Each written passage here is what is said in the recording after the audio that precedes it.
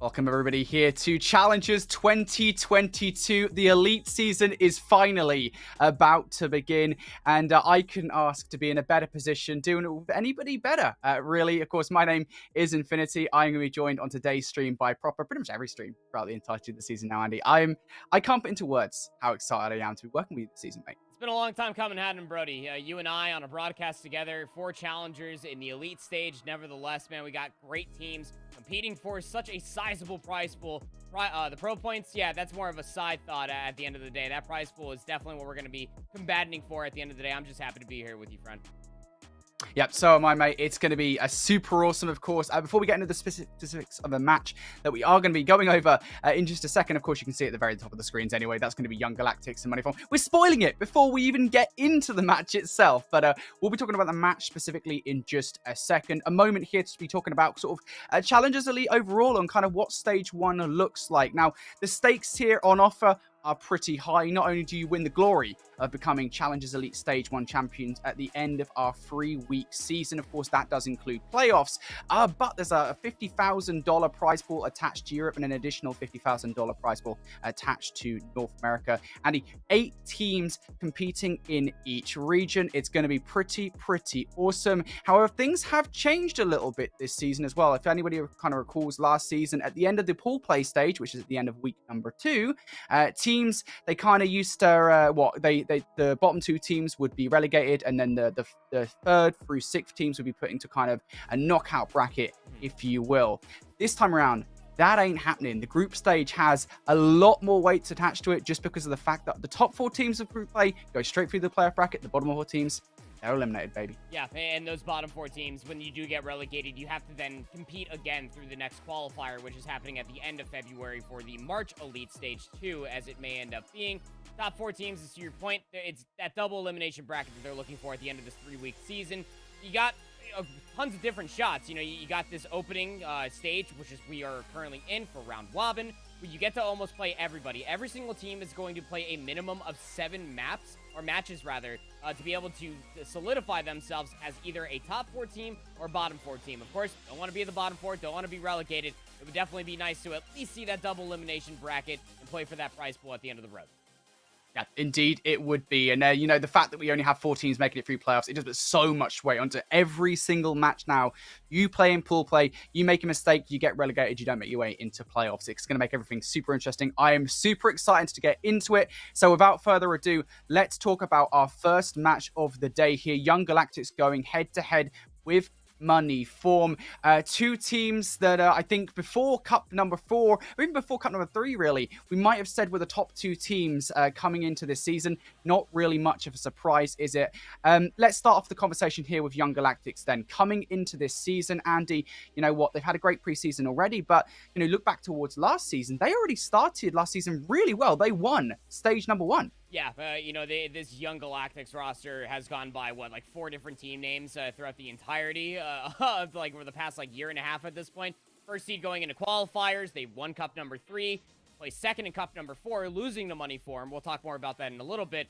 Former Team War, former Team Rams, Los Galacticos, all of these different team names accumulated around the core 3 of this team, which is Journey, Lucky, and Medals. Winning's out stage 1, of course, definitely going to be a nice accolade that you can always put a pin in for itself, but they've always struggled going forward off of that stage 1 win, trying to find their 4th, being able to claim their prize of being the best team in Europe that they have to offer for themselves. Now coming into this season, we've already seen it happen with a couple of different instances in Cups number 1 and 2, specifically Cups number 3 and 4, when pro points were definitely intact for them. Real, young 18-year-old, coming in, of course, has a lot of experience playing with these guys in OLTs, S&D wagers, and everything else in between that they can find themselves in the EU region. This is definitely going to be one of those breakout players of the year. They've already made a stamp for what they can do on the battlefield, soaking up information over the past handful of years since they started playing with Journey and Co. I'm just excited to be able to see how far they can go. Their ceiling just seems to have no limits. Yeah, for sure. Real is the player to watch on this team, 110%. We'll talk about the composition of the team very soon, of course. That is Journey, Metals, Lucky, and Real playing on this roster. Just what a stacked team And we're looking forward to seeing them play, but they will be going head-to-head here with Money Form Andy. Now, technically speaking, this is 50% of our reigning champions from 2021. Of course, both Vortex and Harry on that August roster alongside Nasty and Gizmo, both of whom have been picked up by the London Royal Ravens. Yeah, I mean, you already said it right there. You have the Cold War champs of Vortex and Harry just coupled along together. Harry made such a good stampede of throughout the Cold War season that obviously it was good enough to become that 5th Raven or the 6th Raven, depending on how you look at the hashtag. Wee Man from Elevate, second most successful team last season as well. They have a lot of strengths behind them, but they acquired Beans coming into Cup number 4, replacing their previous one. But they had to place top 16 due to a technical difficulty. Definitely was not the strong suit going in towards a qualifier, being at that 6th seed, Brody. But still, definitely a team that you don't want to be taken lightly. Yeah, absolutely. Here's our map set then for the series for you guys at home. We're going to be kicking things off with a Tuscan hardpoint, followed by a Bacage on Search and Destroy. Map number 3. This is what we're going to be looking out for here in week number 1 of stage number 1. We're going to Control. It's finally in the rotation for Challengers Elite. Of course, it wasn't for the first 4 Challengers Cups of the season. That will be Gabitu. And then, of course, if we need it, maps number 4 and 5 will be Berlin Hardpoint and Desert Siege Search and Destroy. And rather than talk about the maps specifically here, because I think we'll kind of talk about those as we get into each one, Andy, I do want to talk about sort of composition in terms of game modes, because one thing we know particularly about Young Galactics, they're very good at Hardpoint. Probably the best hardpoint team we have in Europe right now, and that's not just the throw in the ballpark. That is a legitimate truth. Even when these two teams did face each other, going back to Cup number 4, remember, Cup number 4, Control wasn't in the game so far. So they were playing 3 Search and Destroys, which a lot of people would beckon the reason why Moneyform was able to take it. But the hardpoints that they did play, Young Galactics, they looked great on every single one of them. All the SMGs, specifically when it comes down to Journey and Real, working in tandem with one another, being able to lock down rotations, breaking hardpoints from the front, getting the rest of their Flex and AR players to be able to get into a position so where they can lock down lanes. Definitely in a nice spot to be able to look at for themselves. But again, you only get 2 of those now. We're not playing 3 hardpoints. We're not playing 3 Search and Destroys. That Control is going to be a main focus for you and me in this series alone. Yeah, of course. I think the other thing we have to talk about here is, yes, of course, they are good at hardpoint, but their Search and Destroy, as you say, it isn't that great, I think, is one thing that I noted from the Challengers Cups. It definitely became the downfall when they had to face Revenge Tour, which is going to be very interesting for later on today, by the way, guys. A little hint about what we've got to come ahead of us after this match. But nonetheless, that Search and Destroy was a big improving point that we needed to see from them moving forward in this one.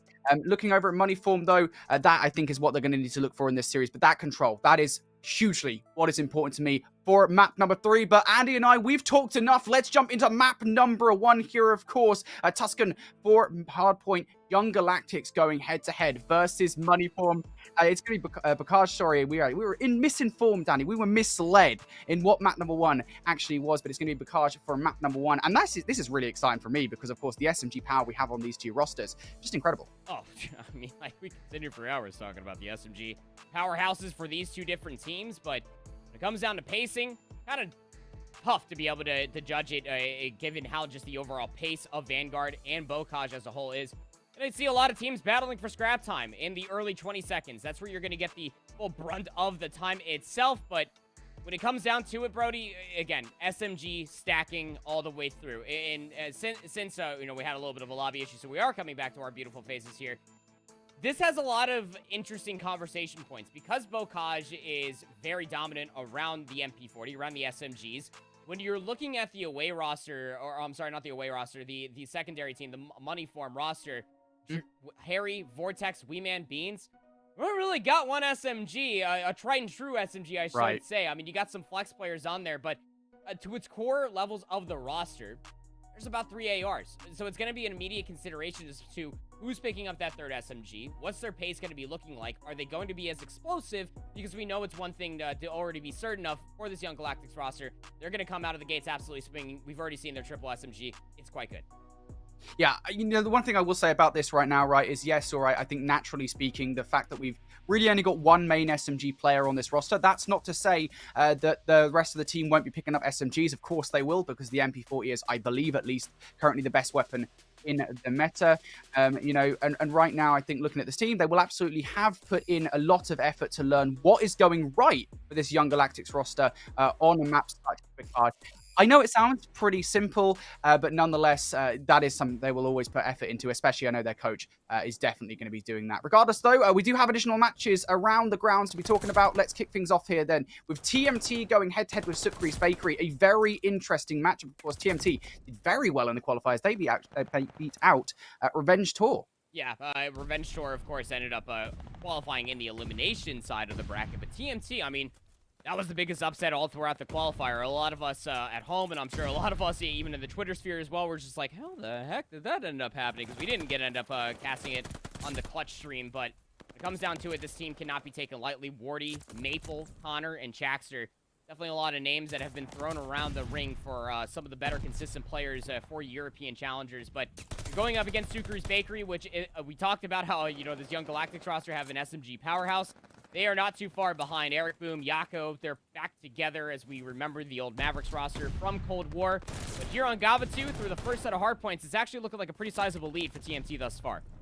Yeah, this is a good TMT roster coming out the gate swinging, as you say. A massive part of that, Wardy, 17 and 14. Chaxter also 19 and 16. He's been an indomitable SMG player. But look at that from Sukri in the kill feed. You see him picking up 3 kills, and that's going to give Sukri's Bakery control of this hard point, potentially for the last 25 seconds here. And I think most crucially, Andy, we talk about how important those rotations can be. Look at how well they're cutting the map at the moment. Yeah, I always want to be thinking 2 steps ahead, and if you can continuously push your front line that much further, you're always going to be able to go 1 for 1, 2 for 1 at certain instances of time, because you know that it's going to be Sukri's Bakery that's going to try to at least make your way through the middle of the map, or TMT, excuse me. And by doing so, what you're looking at is setting yourself up for 3. Those favorable spawns, Sukri's Bakery are in. This is a very difficult hard point to break unless you find kills in quick succession.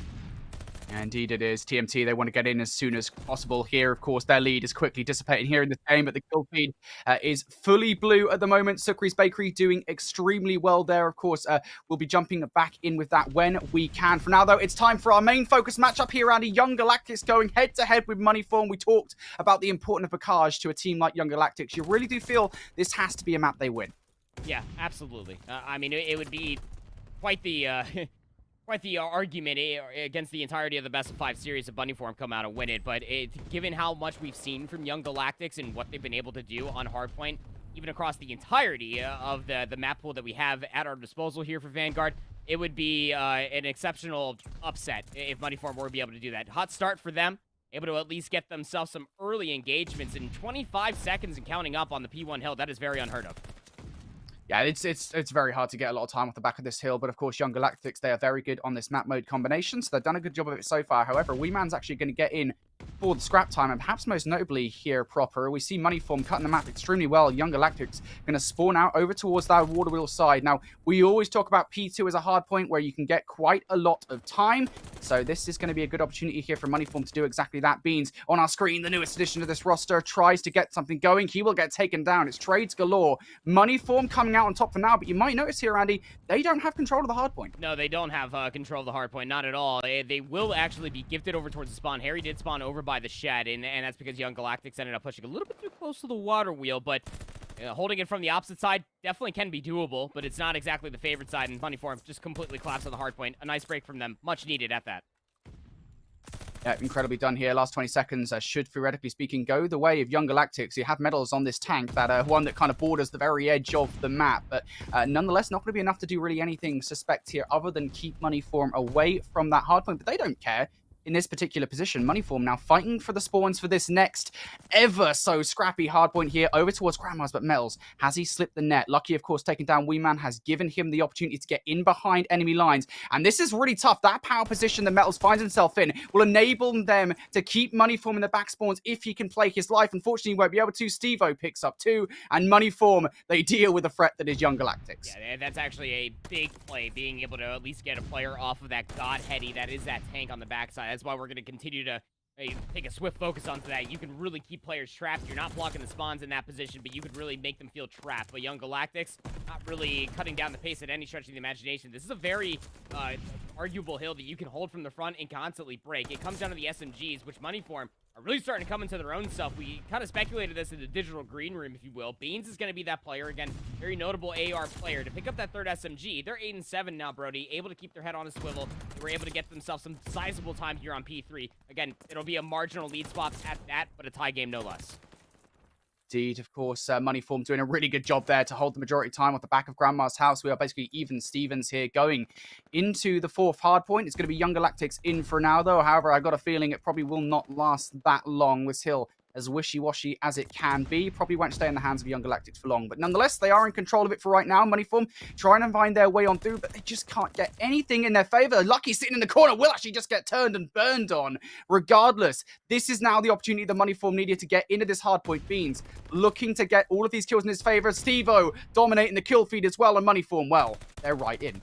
They're in, and now they can hold these long-range positions. This is where We Man can almost feel a little bit more comfortable, and I say that because they are currently 4-11 through a multitude of hills so far in Bokaj. Not exactly a welcoming to the Elite Stage 1 as a mainstay AR for many years here in the European Challenger scene. Young Galactics, what they are constantly doing so well is just flooding all of these different angles, just pressuring out Moneyform. And because of that, they're always going to be able to hold on to this lead. Remember what I talked about for scrap time. That also can come through for contested time as well. If you can get yourself just about 10-15 seconds with a hardpoint time and keeping it contested, that's why we see Bokaj hardpoint go down to the game clock more often than not. But now Moneyform, they find themselves inside P5. They got some pretty powerful positions as well over by the Willow Tree, but Journey's already slept the net.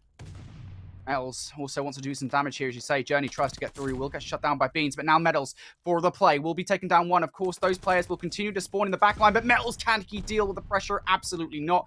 Will get shut down, but I think Young Galactics here, as long as they keep Moneyform out of the hill, even if they themselves are not really earning much time here, this is not the worst thing in the world. Now for Rail, what can he do here in this hill? Well, they're going to fight this from the front. Rail's just going to be sitting, soaking up time, and now Steve-O knows how to utilize those streaks, will bring that glide bomb down, and now the fortified kind of has been nerfed quite a bit. It won't protect you from those glide bombs anymore. Yeah, we're seeing glide bombs get kills again. That's something we hadn't seen last time that you and I casted over Call of Duty Vanguard, but even still, it's one of those things that Moneyform able to recognize it. Steve-O, again, if you're unfamiliar with Steve-O, that's Vortex, very notable name here in European Challengers. Always knows what it takes to be able to break inside these hills and be able to utilize kill streaks, score streaks, whatever it may be for the title to their value. Definitely a small lead flip, but still going in towards the second. Moneyform are really starting to come into their own, keeping Young Galactics trapped over by these P2 spawns, just trying to keep that 50-yard line in reach so that way they can make sure that Young Galactics don't get as much time as they did on first in the first go of things. Young Galactics, they will want some time off the back of this. They're already 10 points down, and it can get away from you very, very quickly. So Young Galactics now going to get away with kills in their favor. Journey now on the hunt for some more, and will find a nice two-piece there. There's still more players around, though. There will be pretty much all the time here on Bokaj, but nice two-piece coming in from Steve-O, looking for number 3 with the pre-fire turns for the kill against Journey. Will not find it, but for Steve-O, again, that is jobs done. He has created enough space between himself and Young Galactics. They themselves backing away for this rotation, and now, of course, that challenge going to come on through.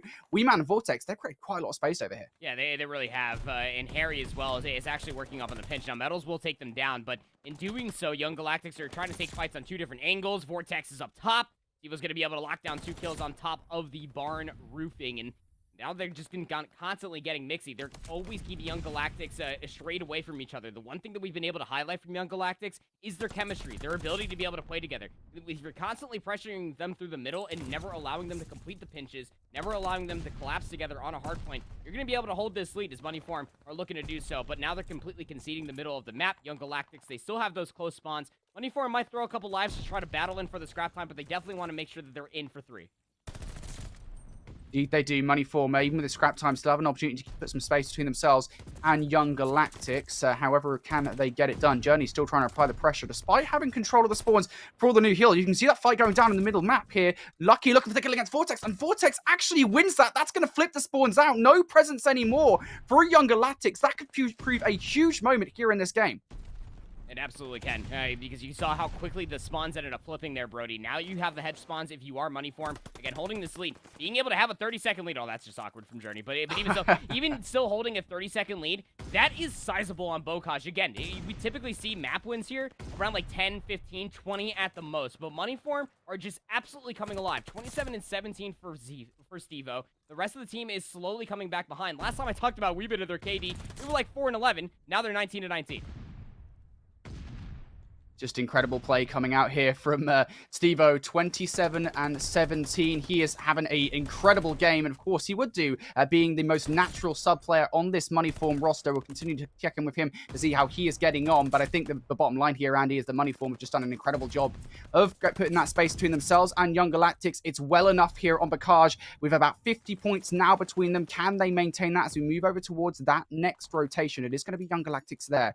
Now, Moneyform, how do you approach this one? The kill feed is theirs. I mean, I asked how do they approach this. I think we might have our answer pretty much straight away. Young Galactics, they will continue to spawn in that backline, but again, job's done here for Moneyform. They continue to put that pressure on. Oh, but Lucky. Yeah, great beams coming out of Lucky, taking up that main AR mantle for Young Galactics, just kind of holding it down like a fort back here over by the tree inside P2, holding that very long angle. That should be swift understanding for Young Galactics where the rest of the hit's going to be coming from Moneyform. Also has Steve-O down low. Steve-O is just shooting nukes out of this MP40 right now. The rest of the team collapses all around. It's going to be a late break for the scrap time. Young Galactics probably going to throw a couple more lives at this, given that they're spawning over by that God tank, not unless Harry has anything else to say about it. Oh, almost. He pushes the issue there towards that cart. Unfortunately, will get taken down. And, of course, Moneyform with the back of that will now actually pick up the last 10 seconds of time. They'll maintain that 50-point advantage going into this next hard point. And now for Young Galactics, that makes this a huge moment in this game. You cannot afford to lose rotation. And now Weeman coming from behind, not on his regular AR, looking for 3. Weeman! Beautifully done there from this man. That's 6 kills in a row. Weeman is going off here. And that is a huge turning point in this game. Young Galactics, yes, they have the back spawns now, but Weeman has turned this hill on its head. Yeah, it absolutely has, right? And again, you brought up the point. Not their normal gun type, that's for sure. Has the SMG, got themselves a glide bomb, is going to find Journey on the back of the hedges. They can't close it out here, Brody, but they're going to put themselves damn close. They're always keeping Young Galactics on their heels, always keeping them split. Moneyform are winning so many isolated 1v1s, and sometimes walking away with 2 pieces and streaks to boot. This is definitely not the Young Galactics that we come to expect inside of this map mode combo. It absolutely isn't. You can definitely tell that Moneyform, they have put the work in here. Young Galactics, they are just a few moments away from losing this hard point, and what a shocker that would be to open up Challengers Elite. You got to remember, for you folks at home, Young Galactics, they were the best goddamn hardpoint team in preseason in the first 4 Challengers Cups. They need to win this game mode in this series, otherwise things might not look all that great. But let's move over to this new hardpoint, and right out the gate, Harry opening things up with 2. They're looking for the last 13 seconds, and that SMG pressure is what they need. It is absolutely what they need as well, as just constantly just keeping and berating Young Galactics away from the hill. They don't always have to end up winning out the gunfights to be able to close it out here, but doing so, they're pushing all Young Galactics back. Just 5 seconds are all that Moneyform need. Indeed, Metal's trying to put a stop to this one. Might not be able to. Harry with 2. Can Lucky do it? Yes, he can. We'll get 2. Beans now pushing his way as well. That's a nice play from Lucky, but it is holding on to this point. The very last breath of Young Galactics in this game. Lucky, if he can get streaks off the back of this play, it would be huge. Unfortunately, not able to do it. Moneyform just needed 1 wave of kills. I don't think Metals is touching that hard point, and they will end up with the dub. They take the first map here of Challengers Elite 2022. And again, I talked about it. What an argument it would be for Moneyform to be able to take the opening hardpoint on Bocage, no less. I love being right. I also love being wrong. Because at the end of it all, we were framing up this Moneyform roster. When it comes down to their history, they had 3 ARs on their team. When did we finally see even Weeman start popping off? It's when they picked up a submachine gun. What was that? They were originally through like the first set of hardpoints. 4 and 11, then they come away and they get like somewhere near about 40 real kills for themselves, getting crazy, getting mixy, got one of themselves on a 6 or almost 7 kill streak as well. This is just the turn up that we always knew Moneyform had within their own self, but they had to find within themselves nevertheless. Of course, we didn't get to see how much strength that they obviously had for themselves. The 2-week break in between cup number 4 going into the qualifiers definitely was obvious that they were able to qualify for sure. But now that they got themselves inside of Beans with this new 4th coming in, the practice is obviously coming through. They're obviously keeping their heads down to the grindstone, and it was quite sizable again to be able to win a Bocage hardpoint 250 to 173. That's big to be able to do it against arguably the best hardpoint team that we have here in Europe. I'm lost for words. That's the bottom line for me, right? We kind of laid up the keys to victory for both of these rosters, and I think, you know, it's come true for Moneyform. Everything has aligned perfectly here. Young Galactics, their strongest game mode coming in this season was Hardpoint. They have just lost the first hard point in the series, arguably one of the most important series as well of Challengers Elite. We know Money Forum are going to come in prepared. That is exactly what they have done. Of course, their coaching staff, props to them because they put in the shift. I think this is kind of what we expected as well. I think we'll say that much. Looking at last season with any roster that Vortex is on, he's constantly pushing for change, constantly being a pragmatic player. And whether that change comes in forms of a roster move or in terms of, hey, look, we really need to work on XYZ, they most certainly did there. And I think for me, Andy, the turning point in that game was the Grandma's hard point on the second set of rotations, right? I mean, they were able to get basically like 40 to 50 seconds off the back of that. That really, at least for me, changed the pace of the game. Oh, it totally did, because being able to turn Scrap into initial for one is, well, almost unheard of when it comes down to Bocage, just given how scrappy of a hardpoint map that it actually is. But when they were able to hit P2 again for that scrap time, keeping them trapped inside the 10 kill, knowing that they're going to keep them trapped all the way on the backside of 10, they knew that they had the close spawns. That all it took was one SMG, named of Stevo, be able to cut through the middle of the map, cut down reinforcements as they were just sprinting through Barn, sprinting out through the Riverwalk. They were getting cut down on every single turn. It just made the work so much easier. And even then, when Young Galactics put themselves in a position to try to break on forward, they were trying to do it on two different fronts, which historically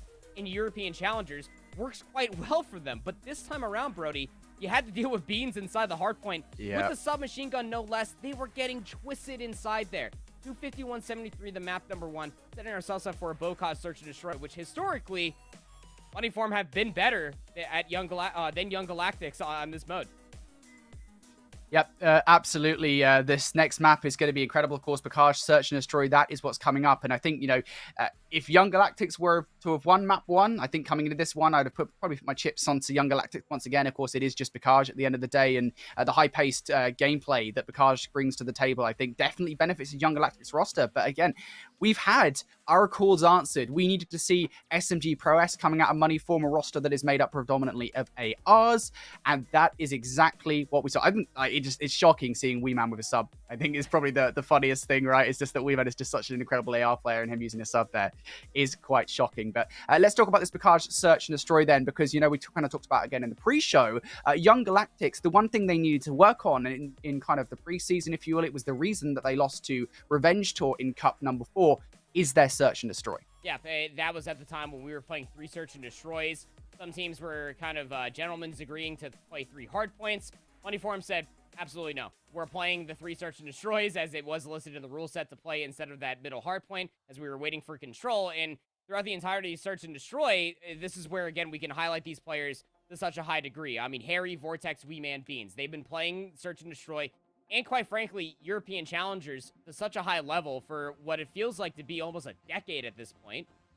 And that's quite telling when it goes against a team of Young Galactics who love to keep it scrappy, who love to be able to keep it mixy. On a map like Bocage, you can get away with it for a few rounds, but what Harry, Vortex, Weeman, and Beans, this Money Forum roster, constantly always prevailed in is that one fundamental that we know in Search and Destroy, and that's mid-map adaptations and being able to read the tendencies of the enemy players. That is quite prevalent when it comes down to a map on Bocage, because you won't ever really see many teams try to force their way over towards the BS and D side. It's a lot of battle for the middle of the map. It's a lot of battle across the tank field to see if you can maybe get a quick plant inside of A, or maybe even if you could try to get a swift pick over by the water wheel, making that A plant a little bit safer. But even still, we got to be able to see the playbook. We got to see how deep it runs for Journey, Lucky Metals, and Real, because when it comes down to Young Galactics losing that first hard point, you're almost guaranteeing yourself to stare down the barrel of being down 0-2 in the series so far. It's shaking things up. That's all I can really say at this point. I think, in terms of caster expectations, you and I will sit here doing notes for a while before our broadcasts and such. If you're wondering what casters do in their spare time, we basically do casting stuff. And we probably said, we'll probably write this one off to a Young Galactics victory. I'd have written any Bocage victory off to Young Galactics, but nonetheless, everything is very different now. Money Forum start the series 1-0 up, has major implications. Of course, we were talking about Search and Destroy. That is what Young Galactics needed to improve on. The question is, if Money Forum have improved their hard point to this extent, surely Young Galactics, can they improve their Search and Destroy to the extent which they're able to take a map away from Money Forum? That's the question. Of course, just a quick shout out while ready for game number 2 to get underway. Of course, this is not the only stream going on right now. This is the Clutch stream, if you will, the community broadcast that we do every season. Wonderful group of team group of people, behind the screens that are always running this. But of course, we do have youtube.com/COD Challenges. That is going to be the official broadcast run by the Call of Duty League. Our friends, our brothers, Alan and Austin, IHOLDSHIFT and Visions are currently casting a match over there right now. That is going to be United Nations versus Revenge Tour. So that's going to be an interesting match. If you guys want to go check that out, that's youtube.com/COD Challenges. And additionally as well, as you guys have already seen with TMT versus Sukri's Bakery, we will be popping into the teams around the grounds to see kind of what's going on today, if you will, because there are 4 matches going on concurrently. Yeah, everybody's done with their hard points. Everybody's going to be playing their round-robin matches. And remember, at the frame-up, every single team, all 8 teams, are going to play a minimum of 7 matches throughout the entirety of round-robin play. Revenge Story able to take that first map on Bokaj, hardpoint 217 to 200. That one was a nail-biter. I was kind of watching that on my 4th monitor over here while it was happening, while Austin and Alan were equally losing their minds to it as well. 250, 236, TMT able to take that first map on Gavatu, hardpoint over Sukri's Bakery. Definitely a notable scoreline, in my opinion, as we hopped in there. Sukri's Bakery were down almost about like 60, maybe 70 points, so maybe brought them back a little bit too late. And Flux Esports were able to millywop the originals on their Tuscan hardpoint, 250 to 139. Have not seen that one yet, but a lot of good matchups happening across the board again. We didn't end up really talking about it, but we kind of started hinting at it. You don't necessarily want to be... I want to say like maybe 2 losses at most is where you're going to be looking like. You don't necessarily want to be going down to about 3 losses, going essentially like 4 for 3, 3 for 3. The second that you reach 2 losses, you know that you have to win out. Being able to win your first series in the round robin, Brody, it's going to be quite imperative for the rest of the Elite Stage 1. And this is going to be a great look at things for Moneyform, given how we constantly framed up their search and destroy, how we thought the Young Galactics were going to be able to take that hard point.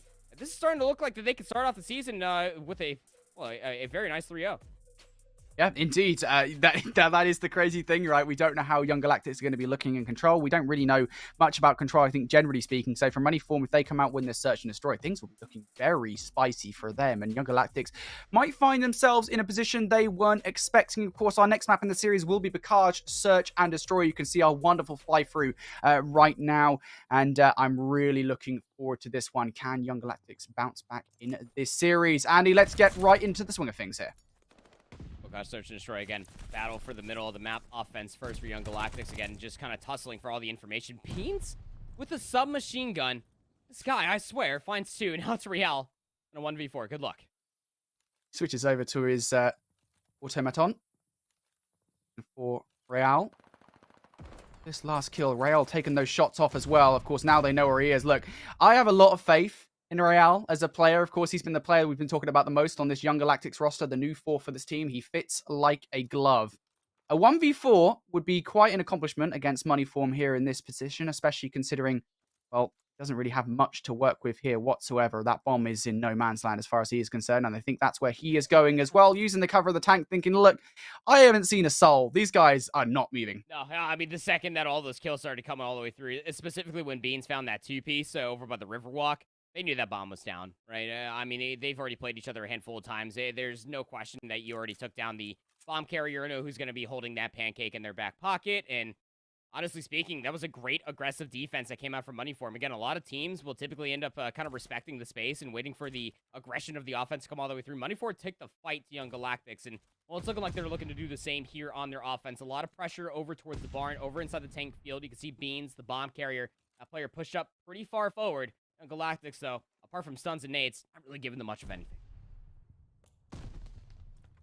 Young Galactics haven't pushed out yet. I'm kind of surprised that we're not seeing these over-aggressive plays from Young Galactics. I think that's kind of what Moneyform were expecting. At the very least, now Moneyform finally make the move. Harry and Stevo able to pick up a kill apiece now. So 2 versus 4. They'll be well aware of the fact that Lucky, more likely than not, will be towards that back tank area. So don't want to push too far. And I think that actually is what Harry has just done. But potentially a lane here to be found for Moneyform. Real, can he do this here? Is able to get one. Wee Man not that far off. Neither is Beans.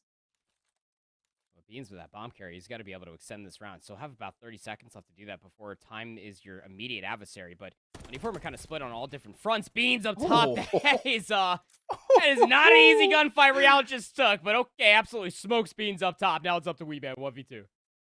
I don't know why I'm surprised at this point looking at Real's gunplay. Real looking to close that round, and Man. that is the Real show right there. I want to see that from his POV. I mean, I know we're probably very unlucky to do that unless somebody's got some wizard wand or whatever. But we'll see the final kill cam from Real's point of view. But nonetheless, this guy, man, he's nutty. That almost got really scary, though, for Young Galactics. Again, to your point, where we were almost expecting that they were going to be the team to be able to put the pressure on for Moneyform. Moneyform just kind of held their space over by the tank field inside the barn mid-map. And Young Galactics didn't push out because of the lack of timing that they saw. Moneyform felt like they could hit the flank. They actually had 2 very quick kills. The Young Galactics, especially Real, was able to turn that around. Big 1-for-1 through the middle of the map. Deep, but it is going to be a trade, of course. As you say, Wee Man takes down medals. Now it's going to be Steve-O actually putting it in favor of Moneyform, as Lucky will end up falling. But Real, look at the route this man has just found. Moneyform have not a Scooby that he is here behind enemy lines. How much damage can he do? Does actually see Wee Man, doesn't take the shot yet. Now sees a second player as well. It's going to be Harry, but Real, I think most importantly, gets away here without falling. He is 1 kill away from that strafing run, and Steve-O spots him out, puts a stop to it before he can earn it. But now a 1v1, Harry gonna lose it.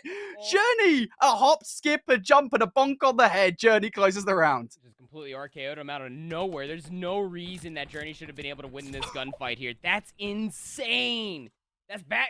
Hey, this is why we highlighted the SMG line with this squad right here. Again, the isolation of the play from Real, hitting the route through the main street, past the taxi, got in the backside of the water wheel behind Grandma's, and got information on 2 players once they got inside of the attic, Brody. That little trigger discipline is why we keep highlighting that this young buck of Real is making veteran plays. Now a 1-round lead here for Young Galactics. Looking to get aggressive in the middle of the map are both teams. Works out pretty much straight away here from Moneyform. They want to make a Hail Mary play early on to stop Young Galactics from getting a lot of breathing room in this one. That is exactly what they do. Although, of course, Young Galactics, they were down in the last round. Not to this extent, though. It is Lucky here in a 1 versus 4. He will end up falling, and that's as quick as you like. That's Bakaj Search and Destroy. That's all for you, folks. Yeah, right. Like got first blood within like the first, like 17 seconds or so. But yeah, Bakaj Search and Destroy in a nutshell right there. Able to at least put 3 players in the middle of the map or Moneyform. Able to isolate those for early 2 kills. Again, Real was that player that was trying to get there first over by the little tucked corner in the alleyway just on the outside of barn. And gets absolutely tucked for their cause. They're able to even things up here. Young Galactics, remember, Real off that spree still has a glide bomb in their back pocket, Brady. Indeed, that is something we'll be focusing on. I think that's something they might want to utilize right now as they make their way over towards B site. Of course, it will be shut down, at least initially. They're traded, though, as Lucky takes down Beans. Wee Man looking for another kill. That will put it in a 3 versus 2 scenario here. It is Journey and Lucky left up in this position. Unfortunately for Journey, has been spotted out by Steve-O. Will face the wrath of Wee Man of Tarly, and now it is just Lucky. 1 versus 3, but look at him. You can see it. We can't show you guys the minimap. We can, however, see the X-ray. Lucky has found a route in from behind. Don't think anybody from Moneyform expects him to be here in this position, but is he even going to get gifted a chance? He hasn't seen a single one of these players. Well, I end up finding Steve-O at the very least, but that gives away their information more than anything. So has to collect this bomb. It's actually being looked at over by the main road. I believe that would be Harry over there. Looking to cut them off over by the staircase. No, Lucky's out. Oh, you gotta finish your meal. Lucky. I thought he was dead too, but he just wasn't. And I love this little change of pace that's coming through from Moneyform. You remember going back to their original offense, Brody, in defense, that they were almost respecting the space for a certain amount of time until they found the timing, the COD timing, to be able to hit a very aggressive flanks and angles. For the past 2 rounds or so, Moneyform are just taking it straight to Young Galactics. Just no hesitation. Just guessing. And guessing correctly, keep in mind you, where the hits are coming from.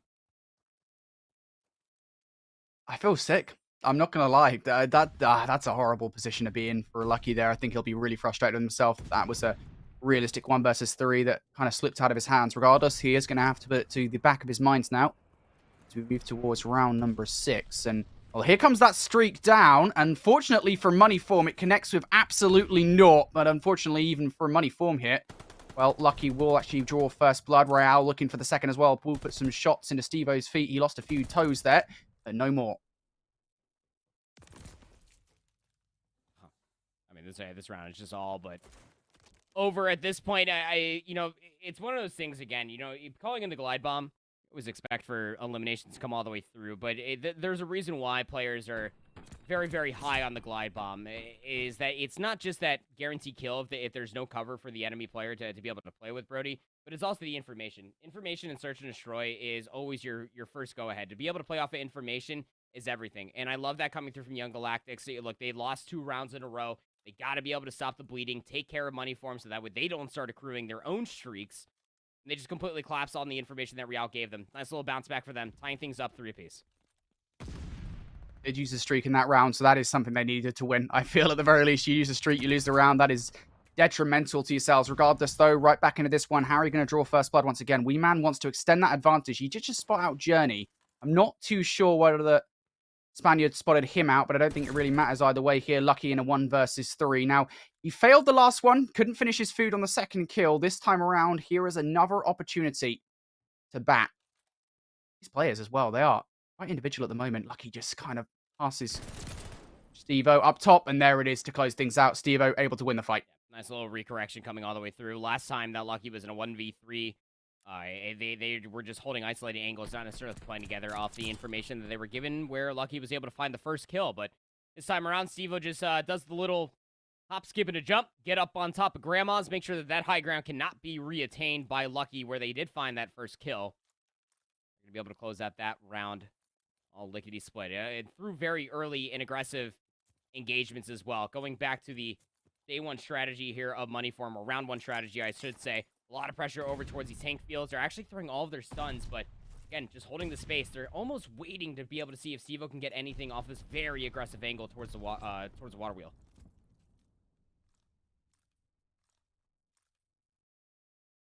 Moneyform. Still some advantage here in this round, of course. As you say, there is presence over towards the water wheel. You do kind of expect as much as a Moneyform player here. They know, given how many times over the course of the last few weeks they played this map, they should know how it is going to flow, and now Moneyform looking for that advantage. They have managed to barge their way into A.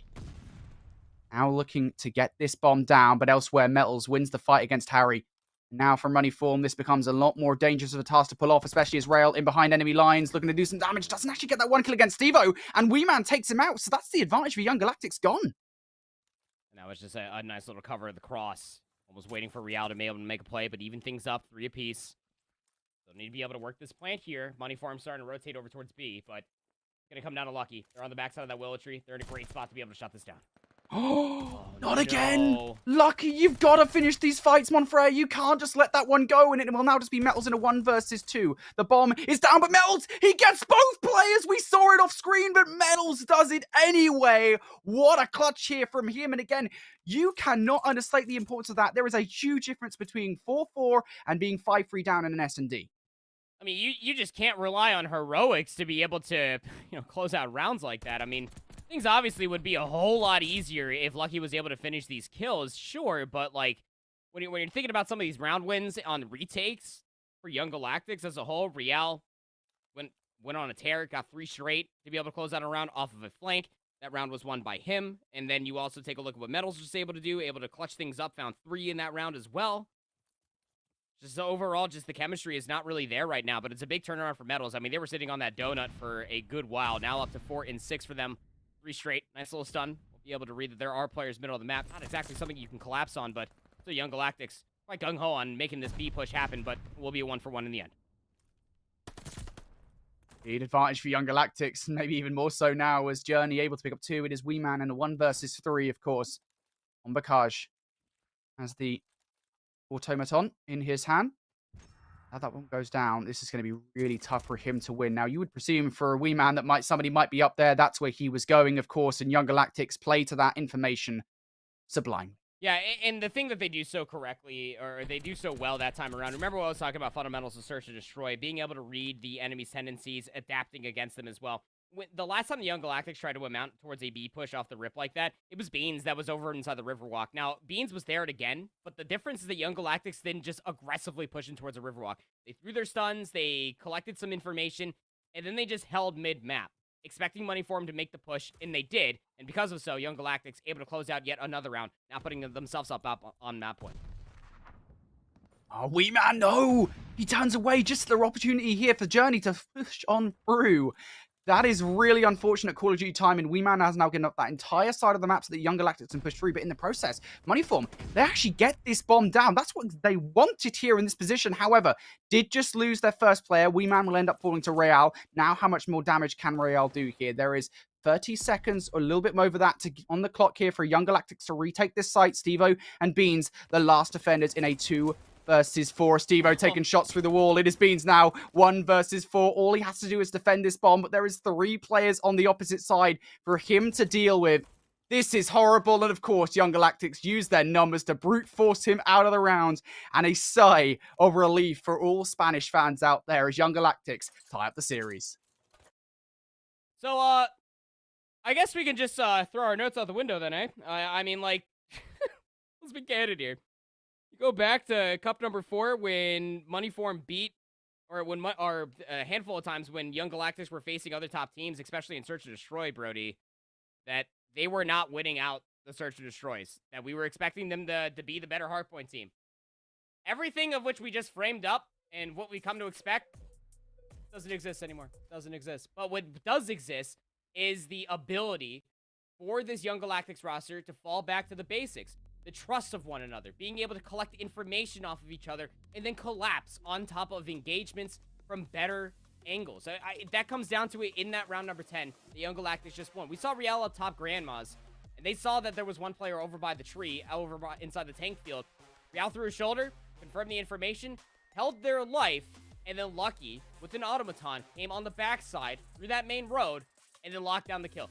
That is the exact fundamental and the chemistry that we have expected from this Young Galactics roster. It was really nice to be able to see them pull themselves back into it, because honestly speaking, I was ready to write off the Search and Destroy, not the same way that I was for the Bocage Hardpoint, given how they were, quite frankly, losing a lot of rounds just off of a lot of heroics were the only things that it really felt like they were able to close Search and Destroy rounds on. If you take a look at some of these replays, it'll be quite telling for themselves. There were a lot of times where Young Galactics found themselves in a numbers disadvantage. That round there at the end, even Journey found 3 in a row. Real found 3 in a row for 1 round. Metals found 3 in a row for another round. But then that last round, the last 2 rounds, I should say, solidified it for me. There are a lot of bright spots for this Young Galactics roster when it comes down to their overall synergy, and being able to trust one another, and being able to adapt against enemy teams. But one map is not just going to be good enough for it.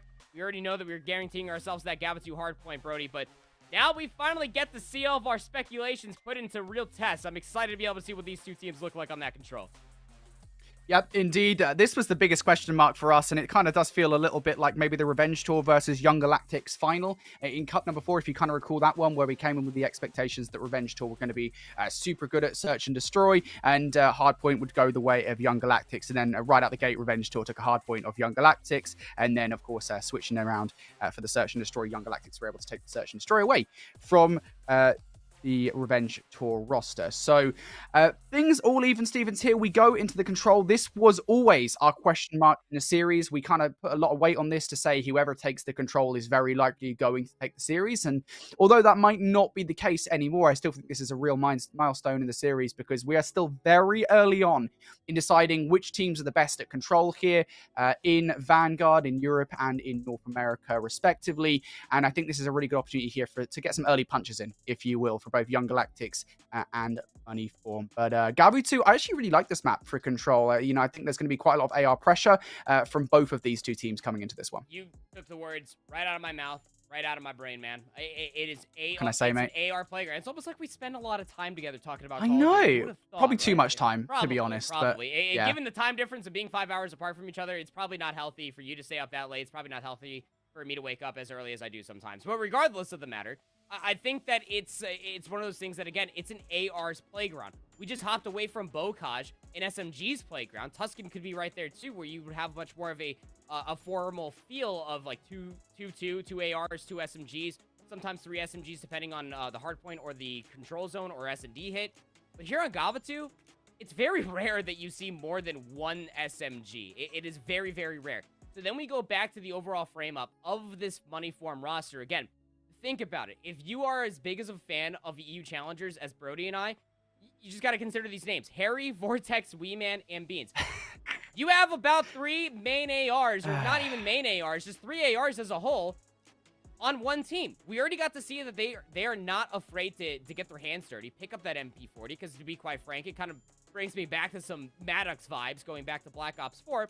But even still, the Automaton is going to be the weapon of choice. And this is where I get very, very scared for this Young Galactics roster in the swing map mode combo. Again, very tough to be able to gauge whether or not this one will be the final end-all be-all for the series, because we do consider it a swing map mode combo. But this is going to be quite telling for a lot of different things. How strong this many AR team is able to play together, and quite frankly, how Young Galactics are able to adjust on the fly about it as well. We know that they have a lot of SMG presence from Real and Journey. What does it look like when they end up having Real just as that lone SMG, Journey picking up that Automaton? I'm excited to find out. Yeah, for sure. That is the big question, of course. On paper, Bacage, it definitely favored the Young Galactics roster. Of course, Moneyform were able to take one of those maps away. Now we go to Gabu 2, and this is going to be a map here where, theoretically speaking, Moneyform should find themselves a lot more comfortable with all the Automaton players they have on their team. But let's check out all of the players here in the lobby. We're going to jump on board Harry for now. Right into the mid-map he goes. Doesn't want to let any Young Galactics players on through. Unfortunately, there's a few holes in your plan there, buddy, and Young Galactics just walked right through him. And I like this call coming out from Young Galactics. They actually roll out with a 2-2 setup, 2 autos and 2 MP40s, and Moneyform just were not expecting it. They were expecting a lot longer of angles, and that immediately gets medals up on top LST. Now Moneyform, they got to break back in towards this A zone. Indeed they do. Moneyform, they've got players around. Of course, they have actually pushed Beange all the way through. I don't think they're aware of it just yet. So this might be kind of a martyr play, if you will. I think Metals now has just realized, given Bean's position, given the fact that his teammates have spawned a little bit further out than maybe they were expecting, that probably Beans has actually got past enemy lines. But at this point, a little bit too late. You turn around for Beans. The rest of the Moneyform roster is there. And you kind of find yourself now at risk of being spawn trapped here, Andy. Yeah, it could be quite scary. You got to know that you got to take out Stevo first. But again, Wake map adaptations coming through from Young Galactics. They wanted to be able to push their way over towards Ring, maybe start getting some progress over towards B, because A, to be honest, came up a little bit flat, but the problem is that now you got Harry up on top LSC, all the way on the top of that gun. You got to deal with them. They dealt with the first player in Stevo over by their spawn. Lives are even, but the game clock is your immediate consideration.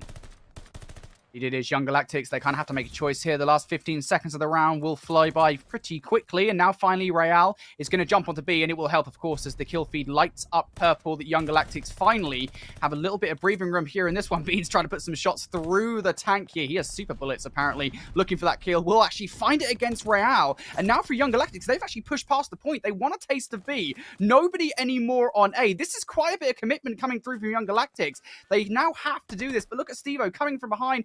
Is anybody from Young Galactics going to expect this? Well, now at the very least, he has taken some shots on through, but Young Galactics, they've done what they needed to. They've given themselves the space to get somebody onto A. Yeah, but even still, like, it's more than that, right? 4.4 seconds, but they're continuously slaying out. It's 15v11 right now, Brody. If you can extend the clock by another minute, that's what you get for capturing the entirety of the zone for Young Galactics.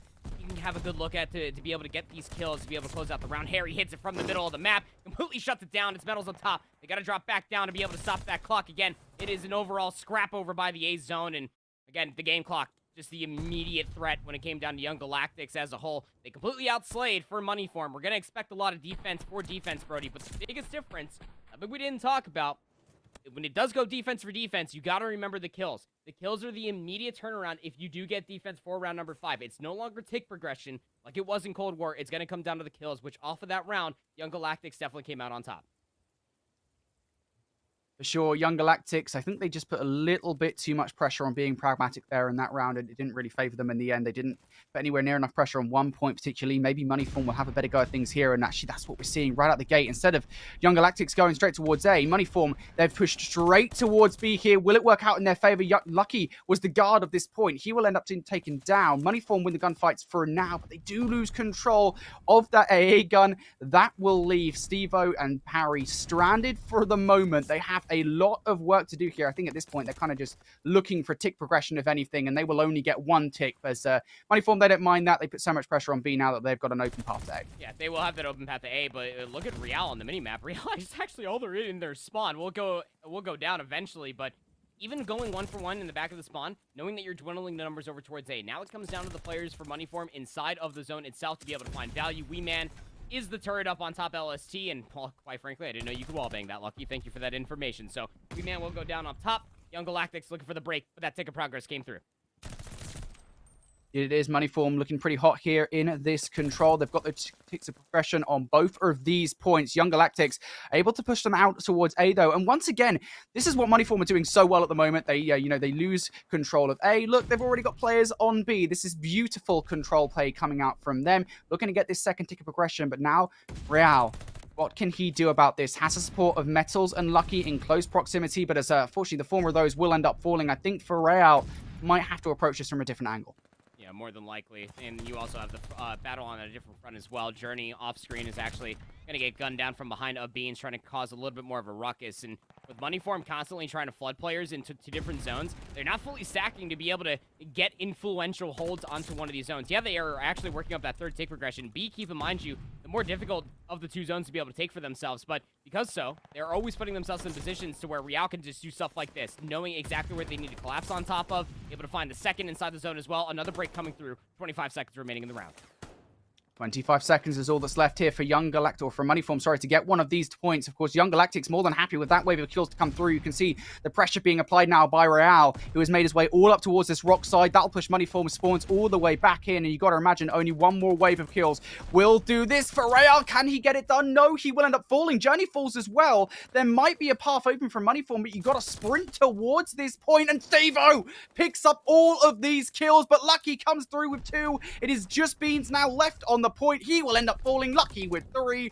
Nobody from Moneyform is going to touch the point, and despite all the progress they made, it was all for naught. It really was, but you got to respect the call, right? I mean, you took the first defense for Moneyform, so coming into your offense, you're going to try to go for broke there. It's kind of like Seaside vibes, going back to Black Ops 4, when you just off rip try to hit the church immediately. You go for the one of the the more difficult zone, I should say, and maybe it comes out on top, and then you can end up having players spawn in the backside of Customs building, and you could just spawn trap them over there while you get players on top of LST ship. Obviously falls flat, but again, we got to go back to the kills. Young Galactics completely outslayed Moneyform in that previous round, able to collect themselves 2 rounds in a row of where they have the kill advantage. So now the next one that comes all the way through, Moneyform have to completely outslay it. This does go defense for defense, which is quite frankly starting to look like it's currently favoring Young Galactics, as Lucky's 6th streak will finally go to an end, but still streaks to be able to be earned nevertheless.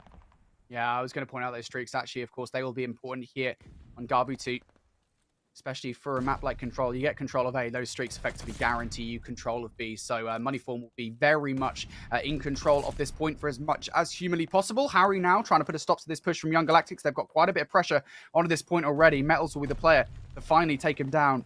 And now Journey kind of wants to help out his teammates, at least get 1 tick of progression on this point. But look at the kill feed here, Andy. Every single kill is going Young Galactic's way. The amount of pressure they are applying at the moment, a lot of it down to this man. Lucky on our screens, 20 and 10. Make that 21 and 10. He's about to lap his streaks. Oh, Metals.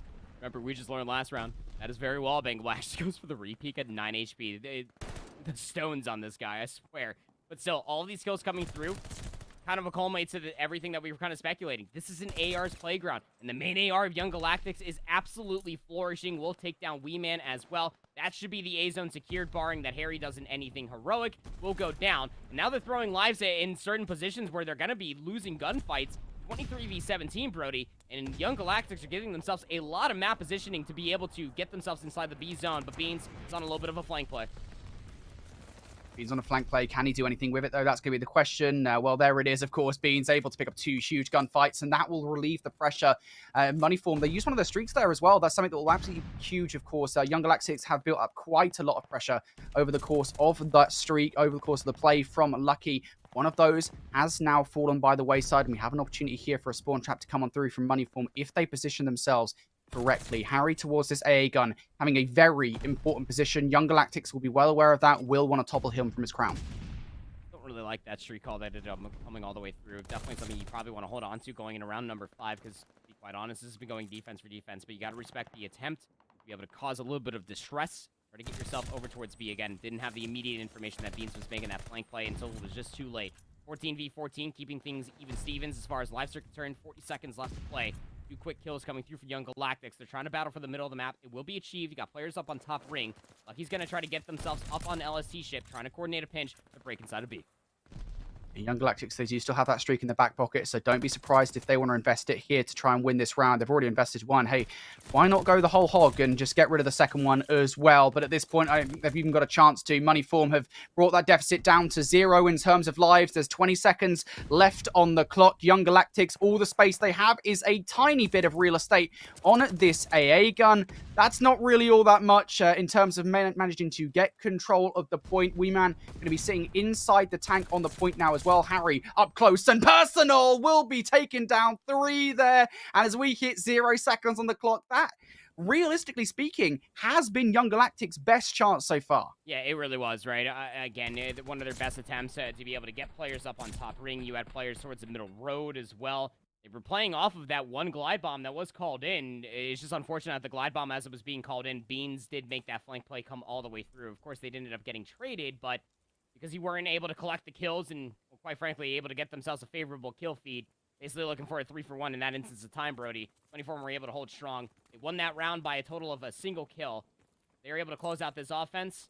They obviously would be able to win the entirety of it, but if they can do so with a certain kill margin of, I'm not too sure because I was not adding up the kills every single round so far, they might be able to make an argument going into a round 5 defense, but Moneyform, last time around, they went for that B zone execute off the rip this time around, knowing that they could give themselves a real good look to be able to close it out here. Gonna go for that A zone first and foremost. Stevo making plays, gonna be able to find themselves a nice little 2 to start this round.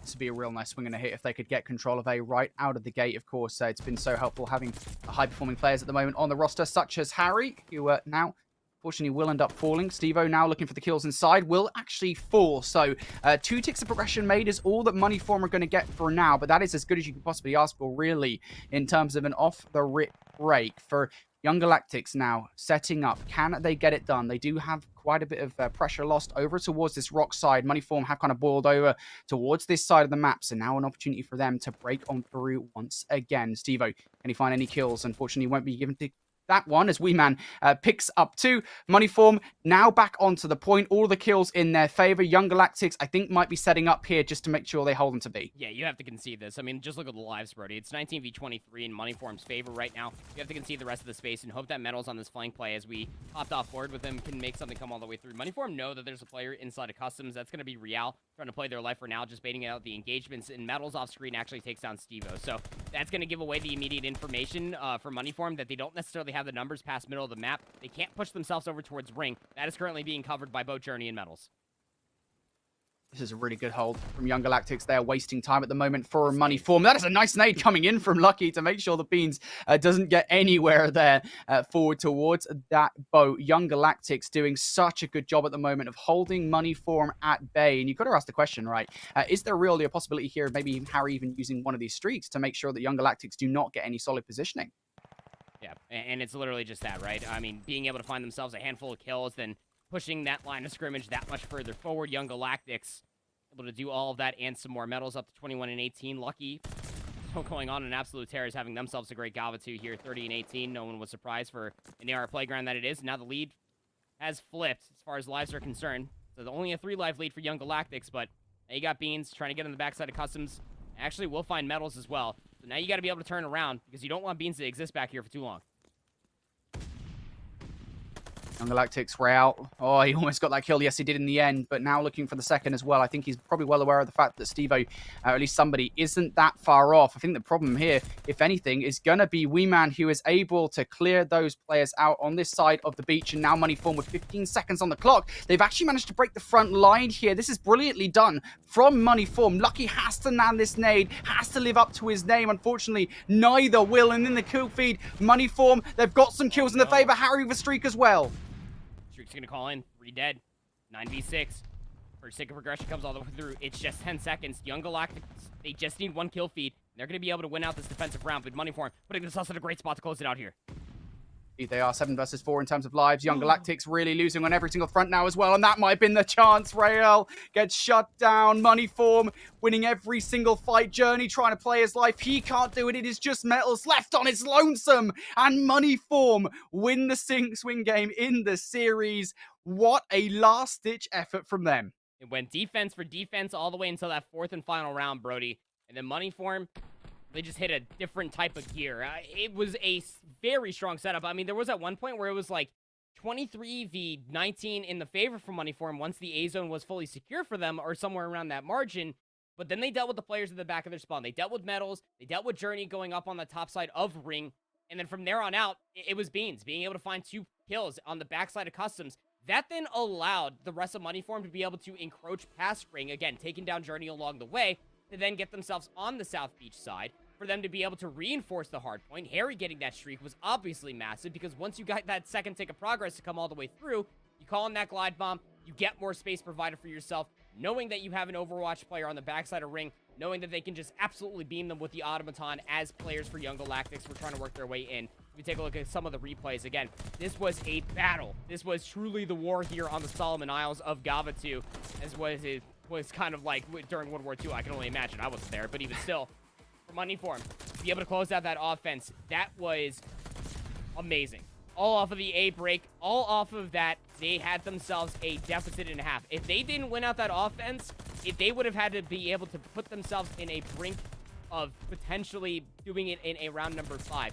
That was a statement and a half for me, Brody, to be able to put themselves in a position to be able to close out that in an offense round, nevertheless, now taking a series lead only by 1. Yeah, I want to say as well, you know, referencing this round number 3, the stats are on screen now as well. We'll talk about those in just a second. But round number 3, you remember that, right? That was Young Galactic's best chance. They had streaks to go, and one of them was basically utilized pretty badly, to be honest. Yeah. Of course, the whole play doesn't rely on that one thing, but you got to imagine there is a universe in which Young Galactics do win that round number 3, and we do see a round number 5.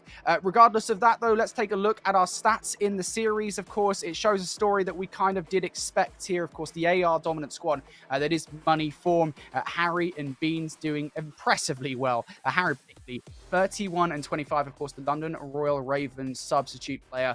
I mean, it's what we expect out of him at this point, especially on a map such as Garbage.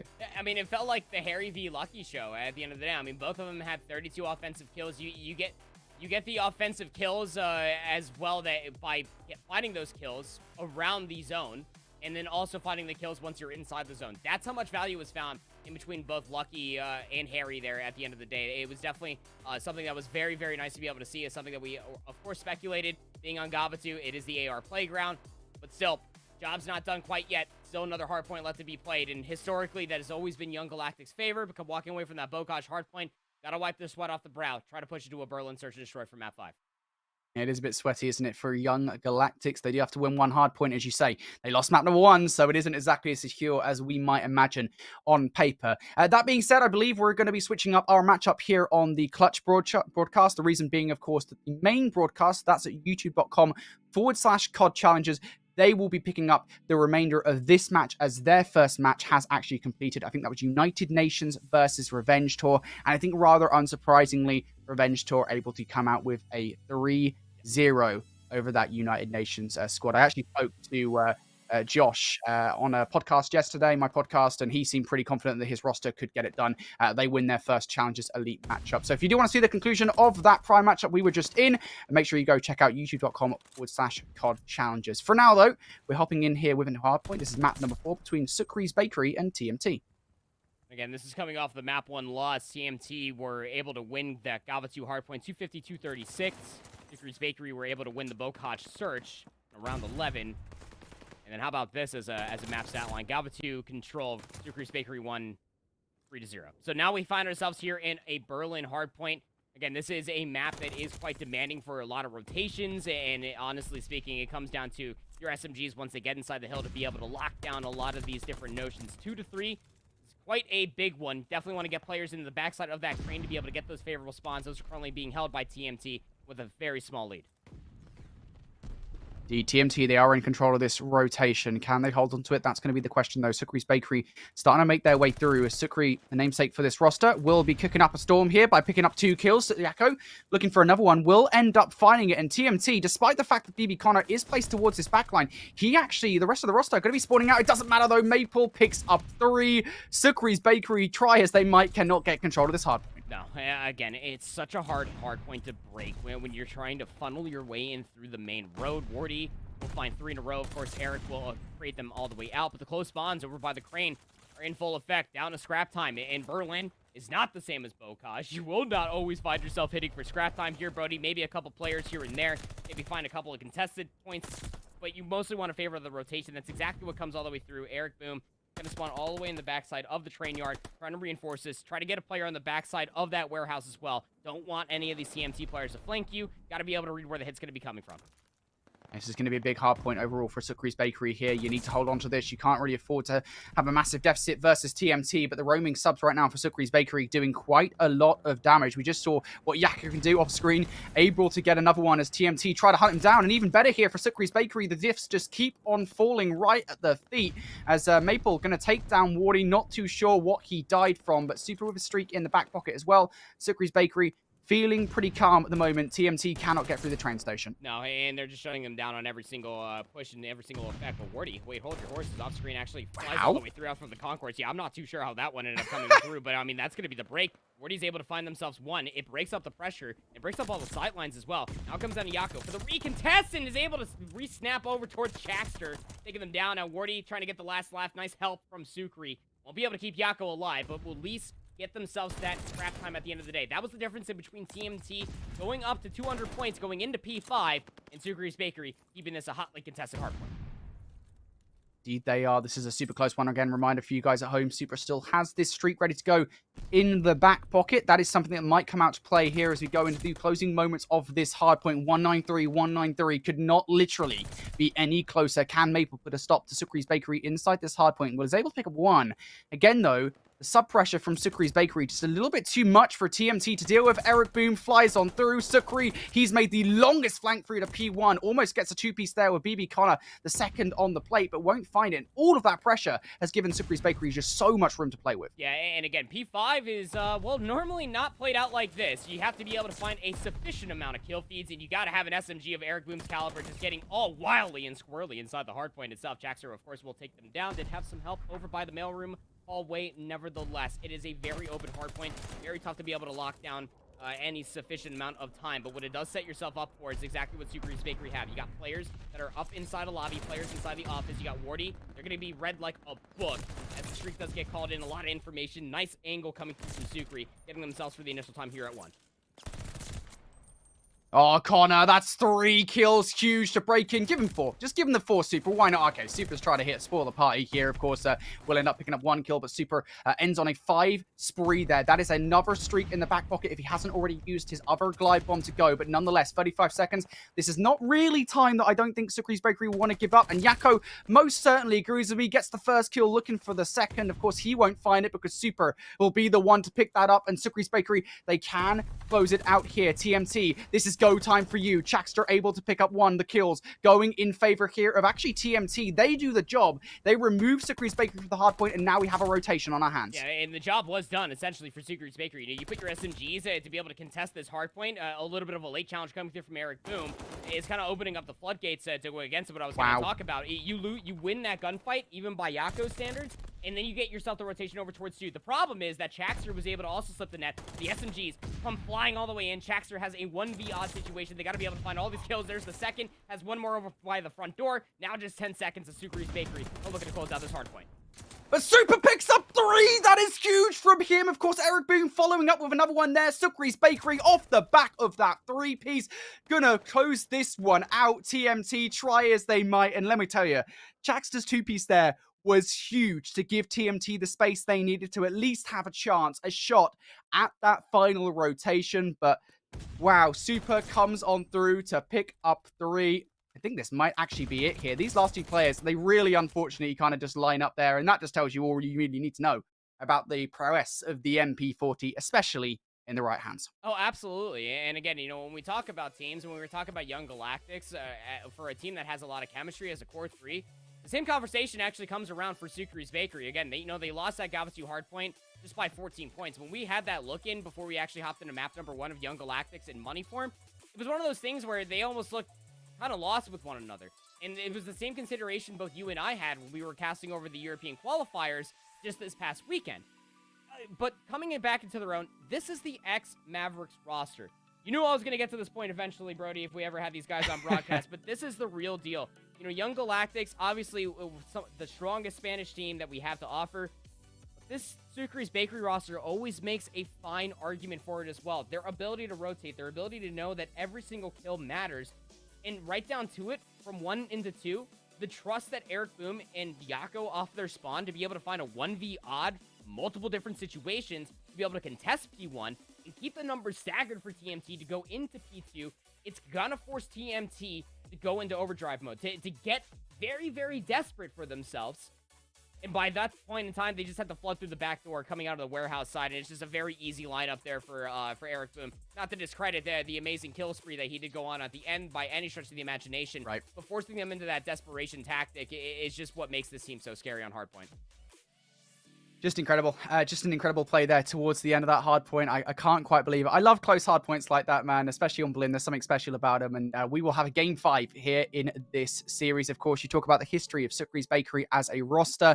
Historically speaking, they have actually been, I would say they're like the #1 team last year. Like, They even so much that Yako kind of yoinked off the roster. He is back now anyway. It's all good. Sukri's Bakery, for the Spanish fans out there, of course, they are a legitimate threat in this league. TMT, on the other hand, though, looking at this roster, they recently did bring Maple into the team, obviously after the breakdown that was Ponder Replay.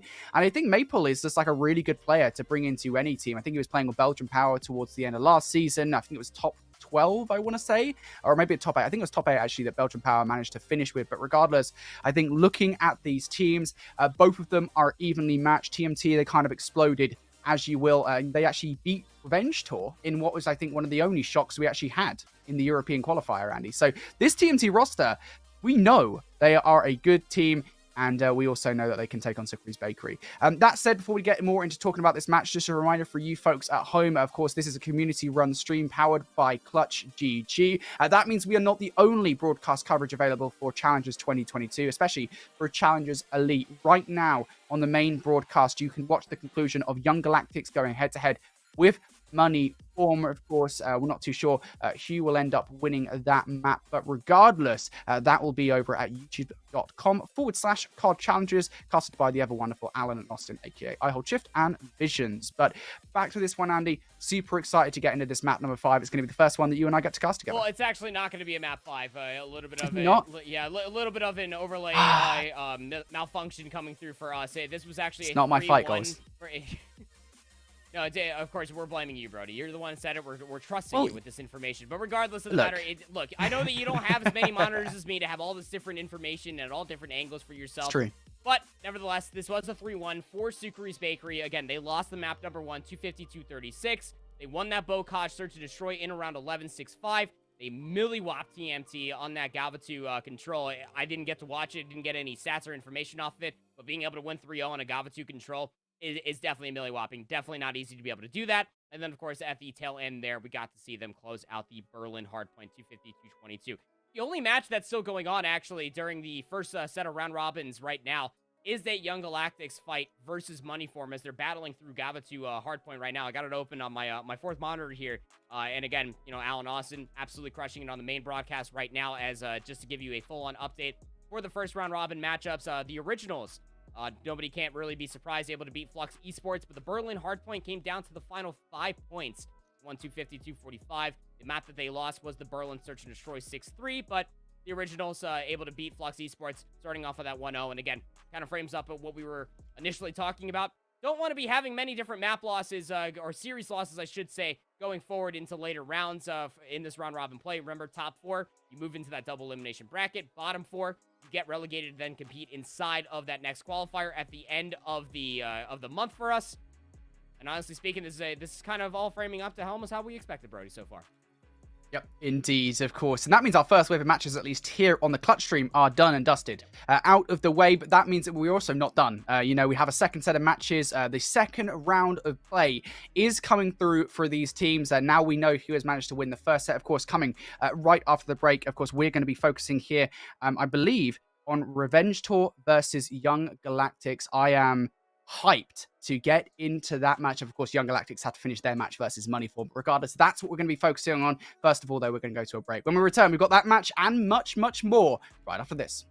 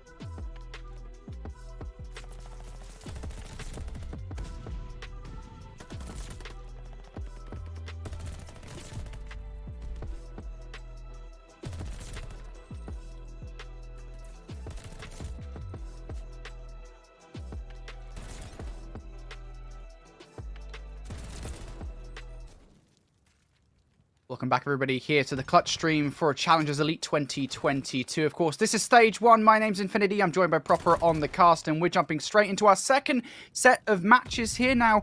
While our main focus will be Revenge Tour going head-to-head with Young Galactics, of course, Young Galactics matchup versus Moneyform still hasn't completed, so we're going to jump into Sukri's Bakery versus Flux Esports in the meantime. And well, Andy, map number 1 for Flux, it wasn't exactly a positive experience. Yeah, I'm not too sure what the final scoreline was, but what our directors were telling us is that it wasn't close. Not even a little bit, to be quite frank with you. Sukri's Bakery, of course, coming off that map 4 win that we saw over TMT, only losing that first hardpoint on Gava 2.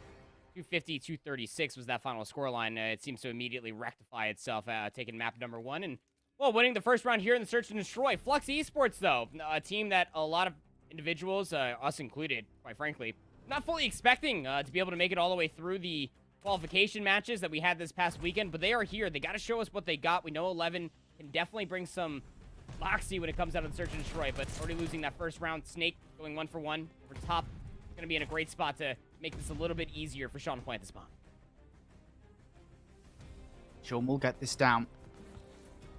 3 versus 2 scenario here. Of course, Bearish able to take down Yakko.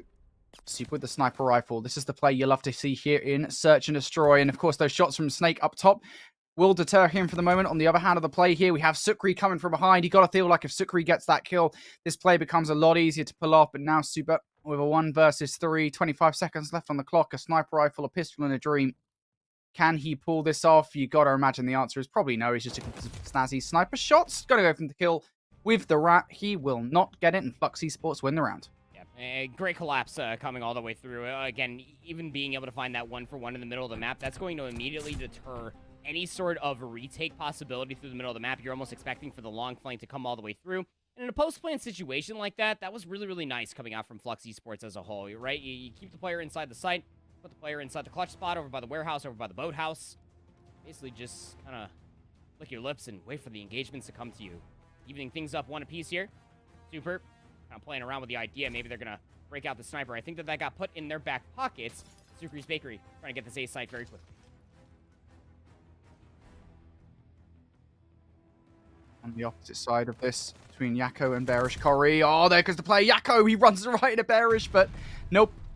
It's going to be Bearish winning that engagement. Now 2 versus 4. Can Super help things out? Well, I'll tell you what, Bearish just runs right around the corner. Super's like, well, that's a free kill. I'll take that all day long. 100% discount there for him. And now a 2 versus 2. Sniper rifle play for Sukri in this round.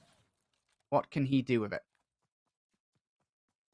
Actually going to take this and hightail their way out of here. Snake's going to get some unfortunate timing, but I think by proxy alone, doesn't hear a bomb going down. Checks the site as well.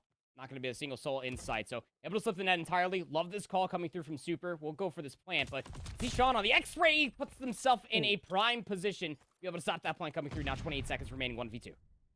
It's a fast kill from the Automaton, and the second one as well, coming in from Snake at the back line. Really well played, of course. That positioning, those double doors, man. You open those up, that bomb site becomes the most open thing ever. Absolutely. And it's one of those things, again, you leave those doors open because in the final moments when you're trying to play in those clutch spots, Brody, you get a player over in the backside of warehouse, actually exactly where Sean was beaming you from. But you never really think to close them back up, plant that bomb. Very, very tough position to be in if you are Sukri's Bakery, specifically Super in that final situation. He made the gut check call. It's just unfortunate to say that Sean also made a great rotation coming all the way through. So now going into round number 4, Flux Esports on another offense, looking for that mid-map coverage again is going to be 11. Going to be up top towards that mailroom. Sukri's Bakery actually putting a lot of numbers to stack over towards this B site, and nice beams coming out from Snake for first blood. Last kill against Super there, of course. That gives them the advantage here in this round. Now, of course, they have that advantage. They'll want to use it to get the bomb down onto A. It's now being planted from Sean. The question is, how quickly does Sukri's Bakery actually react to this? Yakko in close proximity. Eric will be coming for the train pretty quickly. I will arrive late, of course. Those trains never really run on time, do they? As Eric Boom will end up falling. Snake gets the better of him there. Yakko able to pick up 1, though. That's going to make this a realistic situation. Unfortunately for him, though, Sean has already seen him. They know where Yakko is in this situation. Doesn't really have that element of surprise to work with, but 20 seconds on the clock, tries to make the best of a bad situation there. 1 versus 3. Those are tough to win. I mean, you got to respect the attempt, though, out of Yakko, right? I mean, you throw the bait smoke over on top of the office itself, just 11 was in a clutch spot. You know, you have that window that was smoked out to be able to see a player cross if they go towards the concourse. What Yaka was mostly looking for is throwing down that utility and baiting players to come through on the flank side, but Flux Esports not moving a single muscle as far as a post plant is concerned, putting themselves in a great spot to be able to read. That it was just that one player that was left alive of Yako. 2 rounds on the bounce here for Flux Esports. Actually, 3 rounds, excuse me. Now it's Sucre's Bakery for another offense, and I like this coming out from Flux Esports. Again, a lot of middle map coverage is the name of the game. This is Eric Boom this time around and walks away with 2 first kills. Yeah, you say it. Good map coverage coming in from Eric Boom. Nicely done. Now 3 versus 2 scenario. It's going to get even better here for Sucre's Bakery in this round. Looking for the kill against Snake, and Eric Boom puts in, you'd imagine, enough shots to finish it, but the gap between the 2 bursts will mean that he will survive for now still. That bomb being down, even better here for Sean. Not so much. We'll have to back away. Snake also there, potentially trying to bait these players out into the mid-map. Instead, now Snake coming in from behind will actually pick up 1. Gets away scot-free, but again, 20 seconds on the clock, not really a lot of time to do this. Super are going to reposition around a broken, and that's a round. Yeah, I mean, off of those first 2 kills, you get a very early numbers advantage just like that. That's a round that you just hope you don't lose, right? And holding towards the middle of the map, well, it makes things all the more potent now, doesn't it, Brody? Great opening break there from Sucre's Bakery to be able to put themselves in a position, knowing that, well, for the past 3 rounds, Flux Esports have been funneling their numbers in the middle of the map, around that statue, around the upper courtyard statue side. So they just put themselves in a position to be able to shut that down all entirely. It's only Super, of course, that ends up walking away with 2 kills in succession of one another, but stopping the bleeding, the momentum that Flux Esports were on. How about this as a little adaptation? They're actually sending a lot of players over towards his A site. 11 just bulldozes their way forward. Sucre will find 2 players off screen. Of course, will be evened up as Sean still has the bomb. That's a gay hit coming in here from both rosters. Generally speaking, the most preferred site here on Berlin. And there's Eric Boom now going to put this round in favor of Sucre's Bakery. It is just Snake left up in a 1 versus 2 here. Of course, that bomb will still have to be retrieved. And there it is, Snake actually now a 1v1. Still has to go and grab that bomb and make something of it. I think that was what Eric was trying to do, was just kind of sit on this area and maybe guessing where Snake was coming from. But now this is a very realistic round. 40 seconds on the clock, and this is a play out of Snake. I think momentarily wants to wait out Super. The opening of those doors, though, and Super going straight past him should let Super know where Snake is located. And there it is. He's going to follow him from behind. That is a round there for Sucre's Bakery, and a nice 1v1 for Super. This is just an overall great rotation. Mid-round adaptations is what we love to see. And Super, to your point, being able to make this wrap on the backside top concourse, putting themselves in a spot. But for me, it really comes down to just that opening engagement that happened over by the concourse stairs, right? I mean, you get the 1-for-1. You see the second player as well. You also got information on a third from some tracers. I can only imagine that from Sucre's Bakery and their comms were probably just electric with saying, it's an A, it's an A hit, it's an A hit, it's an A hit. So everybody from Sucre's Bakery just completely rotate back over. We find ourselves here all evened up. I don't think that Sucre actually got the timing to see anybody cross at all. That's what's most frustrating about this position. See a lot of snipers put themselves here, Brody, to maybe see if they can get a couple players to cross information. But Super going to take this as an opportunity. Didn't get a lot of utility out over by B. Going to clear out the lobby side. Finds that first kill against Snake. Nicely done, of course. This journey for Super has provided some fruit. I'm just going to wait patiently here. Switching over towards Eric Boom inside the train station. Getting involved in a gunfight versus Corey. Elsewhere, Corey's going to take down Yako as well. And look at that. That guy is just got a dip. He's like, yep, see ya. I'm out of here. 11 comes in from behind as well. That is masterfully done here by Corey and 11 as well, who does end up picking up that gunfight. Now Super 1 versus 3 for this man. He's just going to sit in a corner a moment and wait for somebody from Flux to get aggressive. But Andy, there's not really much time to make the play. No, you're going to give up this round if you are Sucre's Bakery. The most important part is that Super is on 4 in a row. That's 1 kill away from getting that glide bomb. Flux Esports probably very aware of this. Probably not going to over-challenge themselves. Maybe they might end up trying to fish them out because they want them off of this streak going into the later rounds. You're going to concede this if you are Sucre's Bakery. And to be quite honest, it's all off of the lack of information that Sucre was able to find with that Car 98K looking in the middle of the map. Missed the timing by a handful of seconds or so. Be able to see players cross over towards A. And honestly speaking, that's a respectable call for Sucre's Bakery, given off the lack of information. Again, no utility over towards B. Didn't get any information over towards A. Didn't even see anybody cross over towards A as well. And before it was just too late, Sucre's Bakery were playing off the information that they thought that they had. Just unfortunate that they didn't expect those 3 players to be in the position that they were. But still, the narrative stands. Maybe down by 1 round here if you're Secret's Bakery, but Super still on that 4. It's actually going to flip over towards the sniper. So switching roles, this is one thing that we definitely respect out of Secret's Bakery, trying to get that 5th kill for the Glide. Would be an important milestone in this game. Snake going to take out Eric Boom here for this one. So Super with a sniper rifle. Doesn't really have that backup. Looking for the kill against 11. Whiffs the shot. And even worse here, 11 actually prior to that did take down Yakko in the play. So a 2 versus 4. Super, all of his waiting in the 1 versus 3 in the prior round might come down to naught. And there it is. Corey takes him out. That is a glide bomb out of the question. Now Sukri a 1 versus 3. Corey with yet another one. Flux Esports find themselves on map point here versus Sukri's Bakery. Yeah, this would be a massive map to be able to take away, especially after you got a 100-point clubbed on that Bocage hardpoint. Again, very, very rare do you ever hear that phrase spoken about in Call of Duty, especially when it's played at such a high level, right, Brody? But even still, what we've been able to expect and been able to witness, both you and me, casting over this Fox Esports roster since Cup number 4, inside the qualifier as well.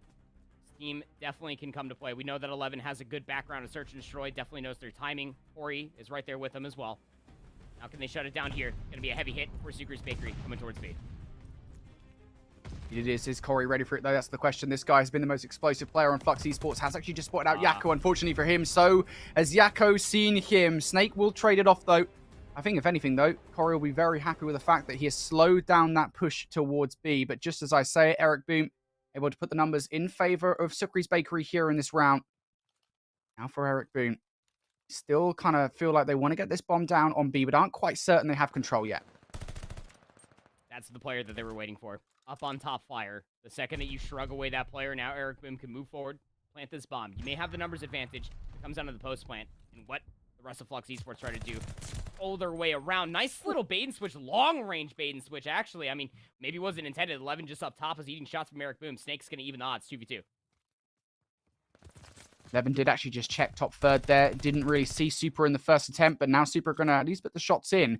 They know that Sukri is going to be back in this power position, so it's going to have to be a literal Snake here to try and pick up the bomb, and nicely done from Sukri. He knows how many bullets he needs to put in for the kill. 11 in a really horrible position here, frankly. 13 seconds to defuse this bomb. It's really hard to do. Going to actually jump on it, and wrong timing to do so. There wasn't really many seconds left. Room for error, but it doesn't matter. Sukri's Bakery, they come out on top. Yeah, I mean, realistically, you had, like, what, all of 2 seconds to be able to find this last kill. Sukri just playing that anchor roll on the backside just outside of the warehouse. Just so difficult, especially with those barn doors being quite literally obliterated by the end of the round. Be able to try to find those 2 kills with 10 seconds remaining. You would have to find both the kills in a matter of like a second and a half, 2 seconds at most, where you stick the plan, as it does take 7.5 seconds to complete. So going into round number 10 here, Sukri's Bakery. Got to win this round to push it to a round 11. Flux Esports taking a rinse, wash, repeat of what they did a few rounds ago on offense, trying to hit this concourse push over towards A. Sukri's Bakery, they're not fighting this time around. Super will find that first blood on to 11. And that first blood and a second as well. Super is going off here in this round. Sukri wants a round 11. And I tell you what, at this rate, they might well find it. Sean, can he pull off a 1 versus 3? How miraculous that would be. And absolutely not, says Sukri, able to win that gunfight. Round 11, we go. Round 11, we will go indeed. Centering just a bit outside for Sean. Sukri's going to get the better of him. That with the automaton up close. And yeah, I quite like that standardized defensive play. Again, we don't have the minimap just like you all at home, but what it looked like even from the x-rays alone, that Sukri's Bakery were just going for a standardized. You have one player on the backside of the crane, one player up towards the B hut, put one player up top lobby, and then you just had that one player on the backside of upper courtyard watching that A push come all the way through. They wanted Flux Esports to make the play. They attempted to do so. By so, they ended up having some unforced errors coming their way. So now it's going to be offense for Sukri's Bakery here in round 11. Got to be a smoke play. Make their way over towards B. And Yakko, he tries to make the cross happen, but no, Snake. He watches it, and now that bomb is down. That is right at the feet of Flux Esports. They have full control over not just the site, but the bomb itself. And this puts Sukri's Bakery in a very awkward position. Sukri's Bakery now going to have to try and even the odds. They're going to have to try and get map control to grab that bomb. Can they do it? There is somebody pushed up right into the site, and actually Sukri going to use his streaks. We completely forgot that these were in the play. He is now on a 6 spree. I think he's 1 kill away from getting a streak of his own. Can Snake put a stop to this? Absolutely not. The round has fallen apart. 11, 1 versus 3. Gonna come in from behind here. Looks to get this kill versus Eric Boom, and he sees him. Doesn't even get the kill in the first instance. Sukri's Bakery gonna take them down, and that is tough for Flux. They had that search and destroy in their fingertips, but it slips away. That round became sand. It just completely sifted through their fingers, man. That's frustrating because I'm sure, much like us here on the casting desk, yeah, I mean, we completely overlooked that Sukri was on that spree, and able to get that glide bomb again, holding into a round 11 timing. That's insane. To be able to understand that in that moment in time, we got to be able to even the odds. We got to be able to get information on where these guys are located at. Sukri calls in the shriek. It then enables the rest of Sukri's Bakery to feel comfortable to plant that bomb, knowing that the backside of those docks were completely cleared out. And then 11, unfortunate. I mean, 1v3. There's only so much timing that you can almost beckon for there at the end of the round, trying to at least get in the backside of the warehouse, get that clutch player out, and then maybe try to snap and burn on a handful of other players along the way. That's 2 rounds in a row, I do believe. Maybe even was 3 for Sukri's Bakery there at the end to be able to close it out for us, Brody. And that was off of Flux Esports, showing really good adaptations, very aggressive adaptations, keep in mind you, overwhelming Sukri's Bakery on a lot of different instances to put themselves in a numbers advantage and winning out a lot of rounds. But that's what we expect out of Sukri's Bakery. Again, coming away from a pretty solid Cold War season. Again, ex-Mavericks roster before Yako ended up going over to what was Team War, now known as the Young Galactics, or playing with Riel. They have that chemistry. They have the understanding to be able to play really, really fundamental Call of Duty at the end of the day. That's going to amount them a 2-0 lead in that series. Let's go over to another match here that's coming in our second round of matches for Europe. The Originals going head-to-head with United Nations, of course. The Originals, they ended up winning their first round matchup versus Flux Esports. That was a 3-1 victory for them. United Nations, somewhat less fortunate, Andy. It was a 3-0-2 revenge tour. They look to have a better go of things here versus the Originals, because you do not want to end week one, or day one, sorry, 2-0 down. No, you don't. Having those 2 losses, that's going to be like the sweet and end-all B spot that you basically want to be at before you really start putting a lot of consideration into other teams outside of your control to be a top 4 team once we do end up going to that double elimination bracket. So might be able to rectify that loss here, our United Nations. But the Originals are one of those teams that we are always going to be very, very highly considerate of, especially from Furious and Nile. Definitely some of the more explosive players that we have. Rafi not too far behind them as well. Great opening start for them. As United Nations with the closer reinforcements, at least from the front for the time being. Quick little break back, knowing that they have the closer spawns. The Originals are going to be in for 2. They are the Originals looking to get control of this hard point. Furious with some nice SMG play to pick up 3 in a row. Nile at the back line, almost with another kill of his own there. Jerd finally breaks the streak of Originals kills, but this might well be too little too late. They're pushing him with 30 seconds left on the hill. They finally get a wave of kills in their favor. Now have control of the hard point for themselves. But at the end of the day, Andy, this is 25 seconds. You've got to imagine the Originals might just give up on this and go for rotation. Yeah, and this is quite considering, especially for United Nations at a whole. They play for the scrap time. That is the veteran play. But, when it comes down to it, this is the guy that we're going to continuously highlight when we do have United Nations on our screen. Abusa came into the Cold War season very, very young, very, very new. Had a lights-out season at that. I believe was playing with Belgian Power at the time. And even still off of that, finds himself here surrounded by veterans. Jerd, Henry, Whalers. Definitely a team that can get it done, but got to be able to break this hard point early with those close spawns intact for the Originals. That's exactly what's going to come through. A quick 5 dead in a row. United Nations turning scrap into this initial time here on 3. One of the tougher hills to break. Now even better as well, Abuser is on a spree. He has streaks in the back pocket. That's 7 in a row for this man. He has been the breakout player. Probably one of the breakout players of last season. Had an incredible go of things with Black Ops Cold War. Now looks to have that same success here in Vanguard. Can he continue on? Whalers in the backline also starting to contribute here for United Nations as they have full control over this hill. With 20 seconds left, you got to imagine the Original is probably going to get this one up. And I actually don't see Abuser dying anytime soon as well. He is on one. At the moment, for Rafi, just a little bit better, finally shuts him down. Oh, nice little caster curse coming from you, Brody. It happens, man. Hey, it's better to get it out of the way at the beginning of the season here than it is to have it many other matches later on down the road. But the work has been done. Triple positive, 12-4 for Abusa. Streaks in the back pocket as well. They know that they don't necessarily have these close spawns. It's Rafi that's actually with the MP40 on the backside of this Godheady that is this tank to shut down at least Abusa in the back. But look at the hit from the opposite side, straight through the gut up front. It was a little bit of a distraction play in the back for United Nations. They're going to keep this offset for the Originals here on 4. And they hold on to this one. Abuser able to pick up one. Whalers has a few gunfights ahead of him.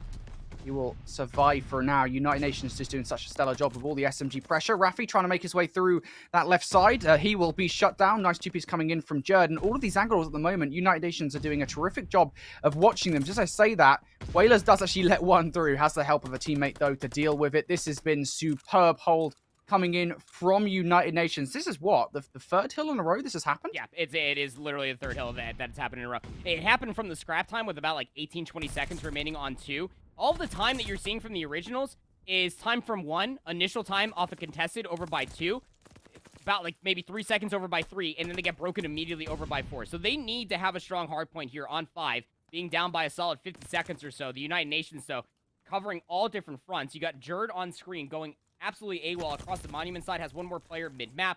Will be furious. They'll take them down. And by causing so much distress, that's what UN were waiting for. They wanted that pinch to come through the middle of the map, and it's garnering so much time for the originals.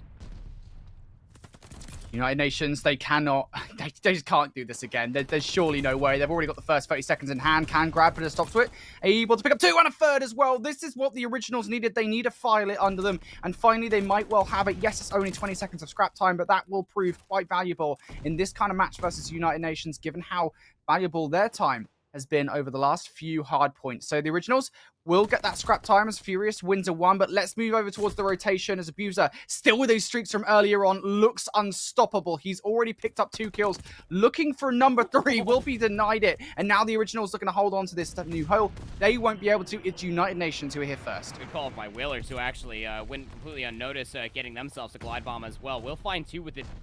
That's going to completely keep the originals kind of battered, bruised, and kind of confused all at the same time as well, because now when you're re-entering yourself inside these fights, you don't know where some of these players are at. Jerd is going crazy. He's able to find 3. Now on a 4. Can't lock down the 5th. They were a whole about 5 HP. Raffi will sneeze on them, and they will go down. But look at all the work that it has accrued for them. So much time here on 1. They're pushing the line of scrimmage past the 50-yard line as well. They have the close spawns for 2, and now we're down to scrap time.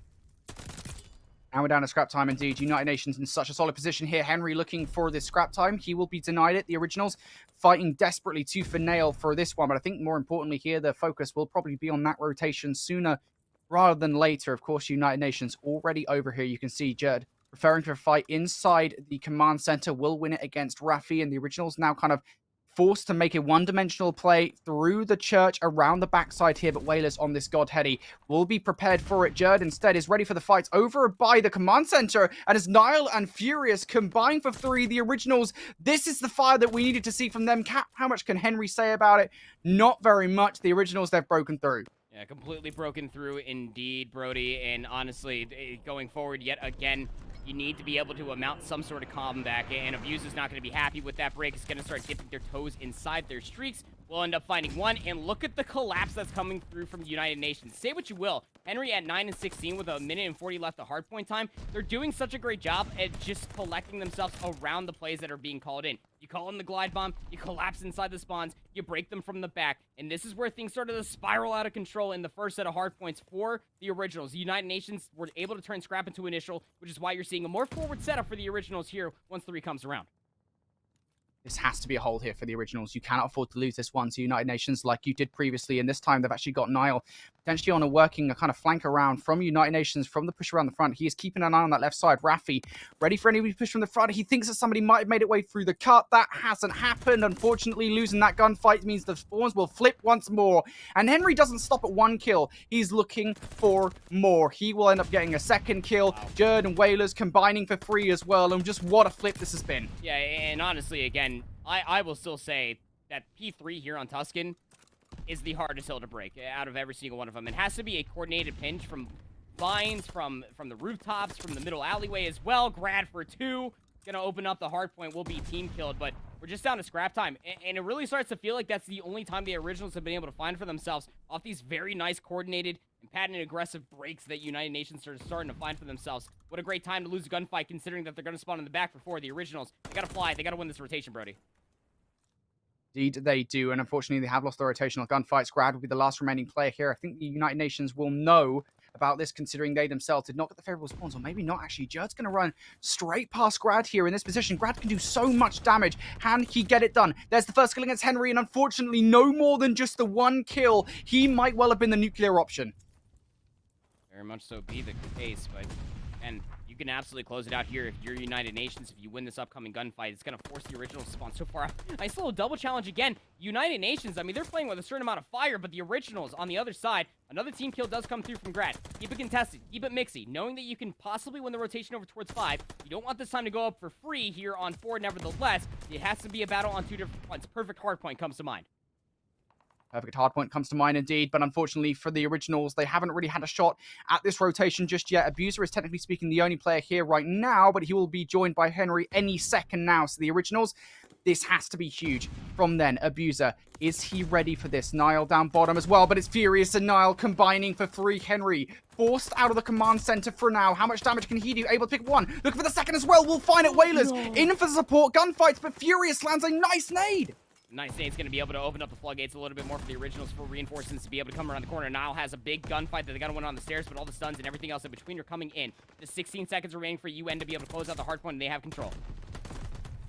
They do. Whalers, though, trying to put a stop to this one. There is just 2 players over here. Whalers picks up 2. Now it's all onto Nile coming up those stairs. He does actually win that first gunfight. The originals players filtering on through from the other side. Nile winning some crucial engagements right now, but on the other side, Abuser just picked up a huge 3-piece. That will put an end to this game, regardless of what happens. Surely, I don't think anybody's going to be able to touch. I think they actually might try to flood on through, and there it is. Actually, Grad and Raffi refuse to die. Now it's going to be a race for the rotation, unless Whalers, he's just going to jump in for the last point. That is so unfortunate and so sneaky from Whalers. You have to make a decision in that position that somebody, it's a gamble at the end of the day, that nobody is going to be there for that last second. That is the decision made there by that last originals player, and unfortunately, it's one that will prove to be their downfall. Yeah, I mean, that leader's advantage was surely felt, wasn't it, Brody, at the beginning or halfway through that first set of hills. But going into P4 and the first set of rotations, it was like 109 to 55 or something like that. When you have such a massive lead like that through the first set of hills, you can almost say play that game of, I'm just going to play for scrap time. I'm playing for trades. I can get in for the initial time. We lost that gunfight. Let's go ahead and resurface ourselves for the back 20 as well. Because it's going to always be an overall nuisance for the originals when they are playing down in such a deficit that they have to be able to find clean gunfights. And I'm saying like clean, like 4 for 1s, 3 for 1s, 3 for 2s at the very least to be able to get sufficient amount of hardpoint time and to secure those spawns at the same time, Brody. It just never came around. When you get broken like that on P3 twice over, Husky and Hardpoint is never going to be a fun game time for you. You saw that replay before. It was competitive going into P2. But then United Nations, I mean, they just started to come a little bit different towards the rest of the hardpoints, even in towards the second set. Once Abusive finally settled, now's the time to be able to call in the streaks, all off of Whalers calling in theirs first as well. It just caused so much distress. And it was also really awesome. It was really nice to be able to see what the United Nations were able to do all off of the streaks as well. A lot of teams these days, they're calling streaks. They might be able to find a kill for themselves, but they don't end up amounting any sort of map positional advantage. United Nations, they made sure every single time a streak got called in, there were players collapsing on big choke points to be able to get themselves entries into each hard point, into each spawn. They were flipping out the map continuously, forcing the originals to play on their back foot throughout the entirety of the rest of the hard point.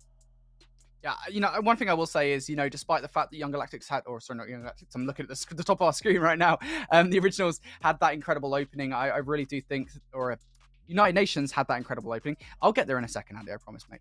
You know, the United Nations had that incredible opening. The originals, they did keep it close. So, you know, a 250 to 199 scoreline is, I think, a respectable conclusion to that game, given what we saw, you know, how crazy they came for that 3 to 4 hardpoint slog in the first set. So that is that map out of the way. I'm not too sure if we're going to be going back to that one, or if we're going to be going into Revenge Tour versus Young Galactics now, because of course, an update for you folks, we were currently waiting for Young Galactics versus Moneyform to finish. That is effectively what we're doing, waiting for all the vetoes and such to happen. Well, that was actually a 3-2 victory to Moneyform. We talked about the importance of that match. I'm sure we'll talk about it more as we do get into Revenge Tour versus Young Galactics, but that is a huge victory for Moneyform in the first match of Challengers Elite Stage 1. Yeah, it is. And it went down to Berlin Search and Destroy round 11. I was kind of keeping a little peek on it while we were also casting over Sukari's Bakery versus Flux Esports on their Berlin Search and Destroy. And I mean, it was close all the way down to the final wire. I didn't have sound, obviously. Alan and Austin it looked like that they were losing their marbles over to how that match ended up concluding for itself. If you want to go back and rewatch that one for me, and I'm sure that you'll probably do the same, and you should do it at home as well. Make sure that you're watching the main broadcast as Alan and Austin, IHOLDSHIFT and Visions are tour guiding you through the rest of the action. They're getting ready for TMT versus Moneyform. But to the point that you just brought up, Brody, there's big implications coming forward, specifically for Young Galactics. Losing that first match versus Moneyform, again, a series that you and I were almost expecting for Young Galactics to be able to win. But when they lost that Bokosh hardpoint 251-73, I was like, whoa. Now we're going to probably end up seeing this potentially go the distance. That Gaba 2 control was incredibly close. Their next match, as you see above our heads, is against Revenge Tour. In recency, Young Galactics are 0-2 versus Revenge Tour. That is massive for itself again, because we were talking about with United Nations in the original, Sucre's Bakery, and Flux Esports. Starting off Challengers Elite Stage 1, Day 1, 0-2. I mean, that's not necessarily where you want to be. You essentially have to win out the rest of your round-robin matches. But for Young Galactic side of things, I mean, you are essentially starting off with two of the more difficult teams to face each other. Let's be quite honest here. In between Moneyform and Revenge Tour.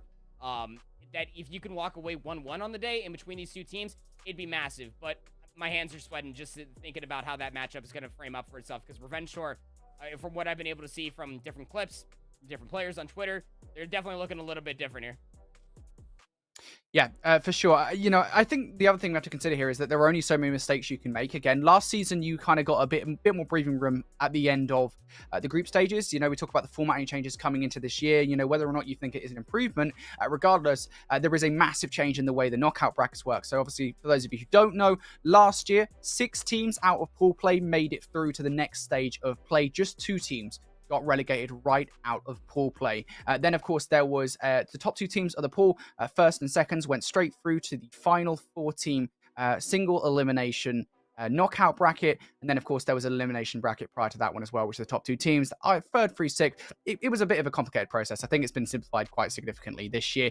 Regardless, I think the overall point here is that there isn't that kind of additional safety net of having you can play 5th through 6th and still make it through to the next round of play. You place outside the top 4, you're done.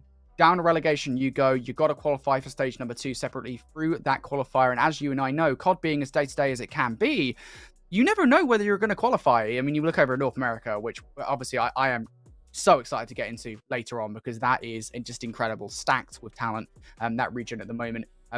You look at the North American qualifier, Andy, anything can happen. You know, upsets galore are pretty much expected at this point due to Vanguard.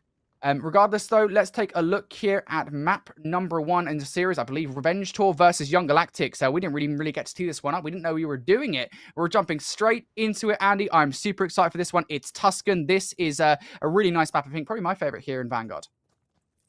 Oh, man. This one's going to get a little zany now, isn't it? Young Galactics, the first seed overall going into the qualifiers. Revenge Tour, the number 2 seed coming in towards the qualifiers. Revenge Tour, of course, qualifying through the elimination bracket after getting upset by TMT. Young Galactics, of course, qualifying through the upper bracket, taking out every team in their wake. This one's going to be quite telling. Tuscan, Hardpoint, a lay of the land for SMGs. The thing about Revenge Tour that they have in comparison to Young Galactics, and have a big focus on what both Mythics and Real can do. They are the Young Bucks here at the end of the day.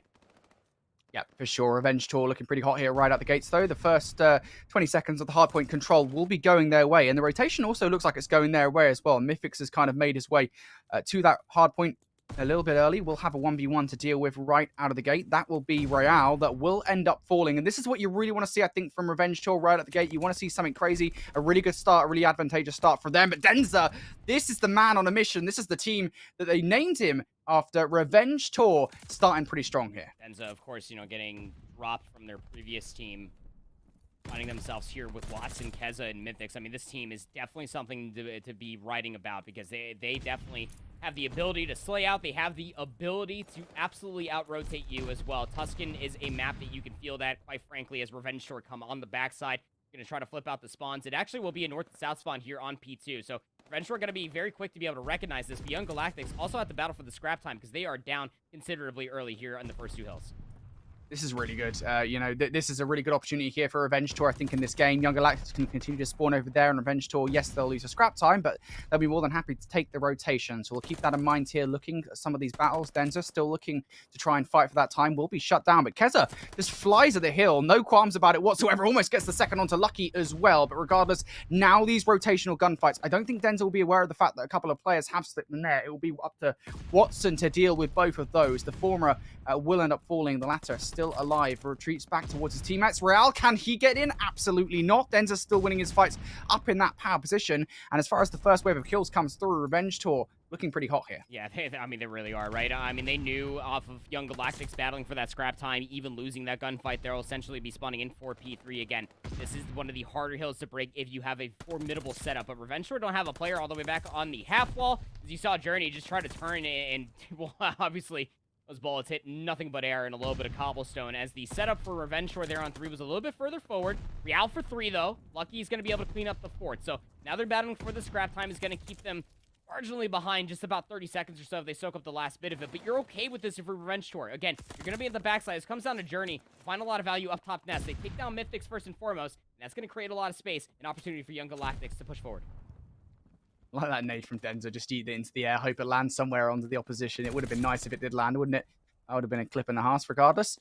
Revenge Tour so far, they've been more than happy with the 40-20 split, so these hard points they've been getting, it's given them a marginal lead. Now they want to continue to expand that here with control of Church. Can they get it done? Watson able to pick up one. Denza with another one as well. All of the Young Galactics players wiped back away. They're going to spawn around P1 though. That is not that far away from the hard point. It will give them another crack at it here. Denza is going to be watching that open doorway, and this is just a beautiful setup, I think, from Revenge Tour. Oh, it really is, right? It's very forward, and it's a very progressive setup. They don't even have to react to what Young Galactics are bringing to them because they're proactively taking more and more space away from Young Galactics. Going into P5, it is going to be a whole hard point and some that Revenge Tour are currently holding over Young Galactics. And as they were looking to get set up, you got a player inside of radio, you got a player over towards the staircase just outside of well. This needs to be where Young Galactics really started to mount a comeback. Otherwise, this one's going to quite literally spiral out of control.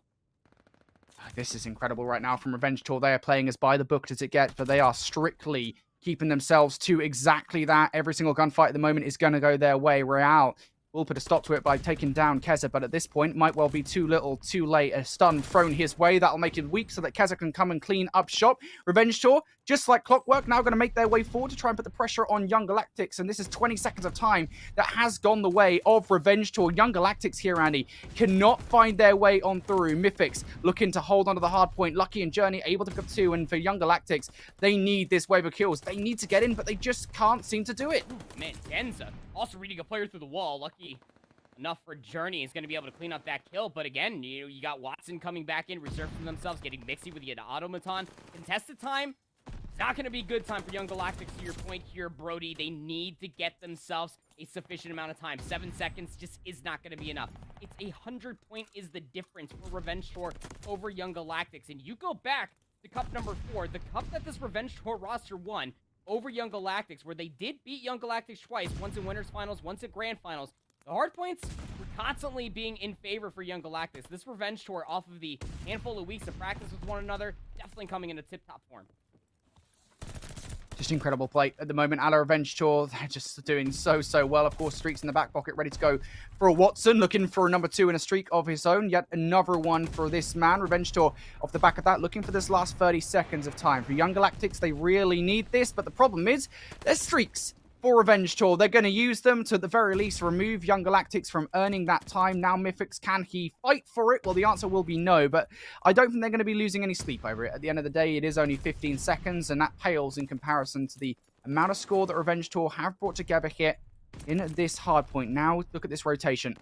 Denza, he is unfortunately going to fall. Watson will fall as well. Keza will be the closest player to put a stop to any Young Galactics pressure here for this rotation. And Journey actually gets a huge 2-piece. There is an opportunity here for Young Galactics to break through. SMGs really need to start heating up here for Young Galactics within the second set of hills. 16-19 for Journey. Real, uncharacteristically, 15-16. And even the flex here for Metals at 12 and 15. I know that they're trying to get Metals inside the hard point to soak up some time, but it has to come through by a lot of SMG presence. Nice little 2 for 2 coming through from Real, but Denza has been on an absolute warpath. +4 for them, 18 and 14 with over a minute of hardpoint time. That's the type of guy you want to be teaming with all year long. And this goes back to the conversation that I had about UN versus the originals, Brody, is that when you have such a massive lead here on Tuscan, things can snowball wildly out of control by the team that has to battle from behind, because Revenge Shore have the streaks. They have the ability to be able to play for the scrap time and be an absolute nuisance to almost contest your time every single hard point.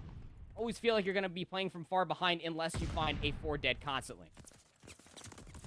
This is an important rotational gunfight. Real trying to win it. Of course, Lucky also there. Lucky actually wins a huge 2-piece. This should influence the spawns. There is still one player being a problem. That's Mythics. And now Young Galactics in a good position here as Lucky picks up 3. This is a really good opportunity here. But look at number 6. Denzer, you can see him on the minimap. He is just being a problem at the moment, waiting ever so patiently for a moment to strike. There it is, but it will not influence the spawns. It's so unfortunate. That was the kind of the Hail Mary play for Denzer, but matters not. Even if they give it this time again, they have a good cushion. Yeah, even when it was forcing Young Galactics to spawn closer towards Vines, it was just not afforded enough position. Denzer's going to call in their glide bomb, goes 1 for 1, takes down a teammate. Won't be able to break inside this hard point as Real finds himself on another 3 here for ourselves, going across the Vine cut. Now you got yourself Young Galactics starting to really dent in towards this lead that Revenge Shore have over their heads. It's still about 70 points or so here, Brody, once they suck up the last bit of the scrap time. So they got to win the rotation over towards New. Real's on 5, able to get themselves a glide bomb. Still has more players of Revenge Shore in here trying to coordinate a pinch. Oh, I don't know what the heck just happened here.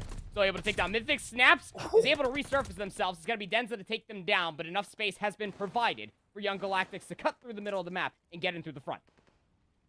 I'll tell you what, I don't want to count out Young Galactics until the end of the game. They have actually brought this back within just about 70 points or so. Metals with a nice 2-piece. Yes, they don't have control right now, but you can see kind of all those purple arrows really circulating around. Denzer's just going to get the hell out of dodge for a moment and re-entry when his team is ready for the pinch. You can see number 7 and number 5, that's Keza and Watson, in close proximity. But Young Galactics, they are slowly coming back into this game. They get the next 30 seconds. It is a realistic proposition, and all the kills are going their way. You've got Real with those streaks in the back pocket. Andy, watch out here. Revenge Tour, I mean, yes, they have an advantage, but, I mean, let's not count Young Galactics out of this one. Now you're going to be in a really tough position, though, if you are Young Galactics. Look at where they're spawning, Brody, on the West Ruin side. So they have to take a very long rotation over towards 5. And while this is happening, it's a 1v1 for the scrap time. Lucky's going to be conceding this going forward because Revenge Shore are currently in for 5. So now Young Galactics coming through from the rooftops. Got to be able to break this early. They already found Watts in the middle of the map. They know that their flank is secure, and they also have Lucky working on a flank themselves.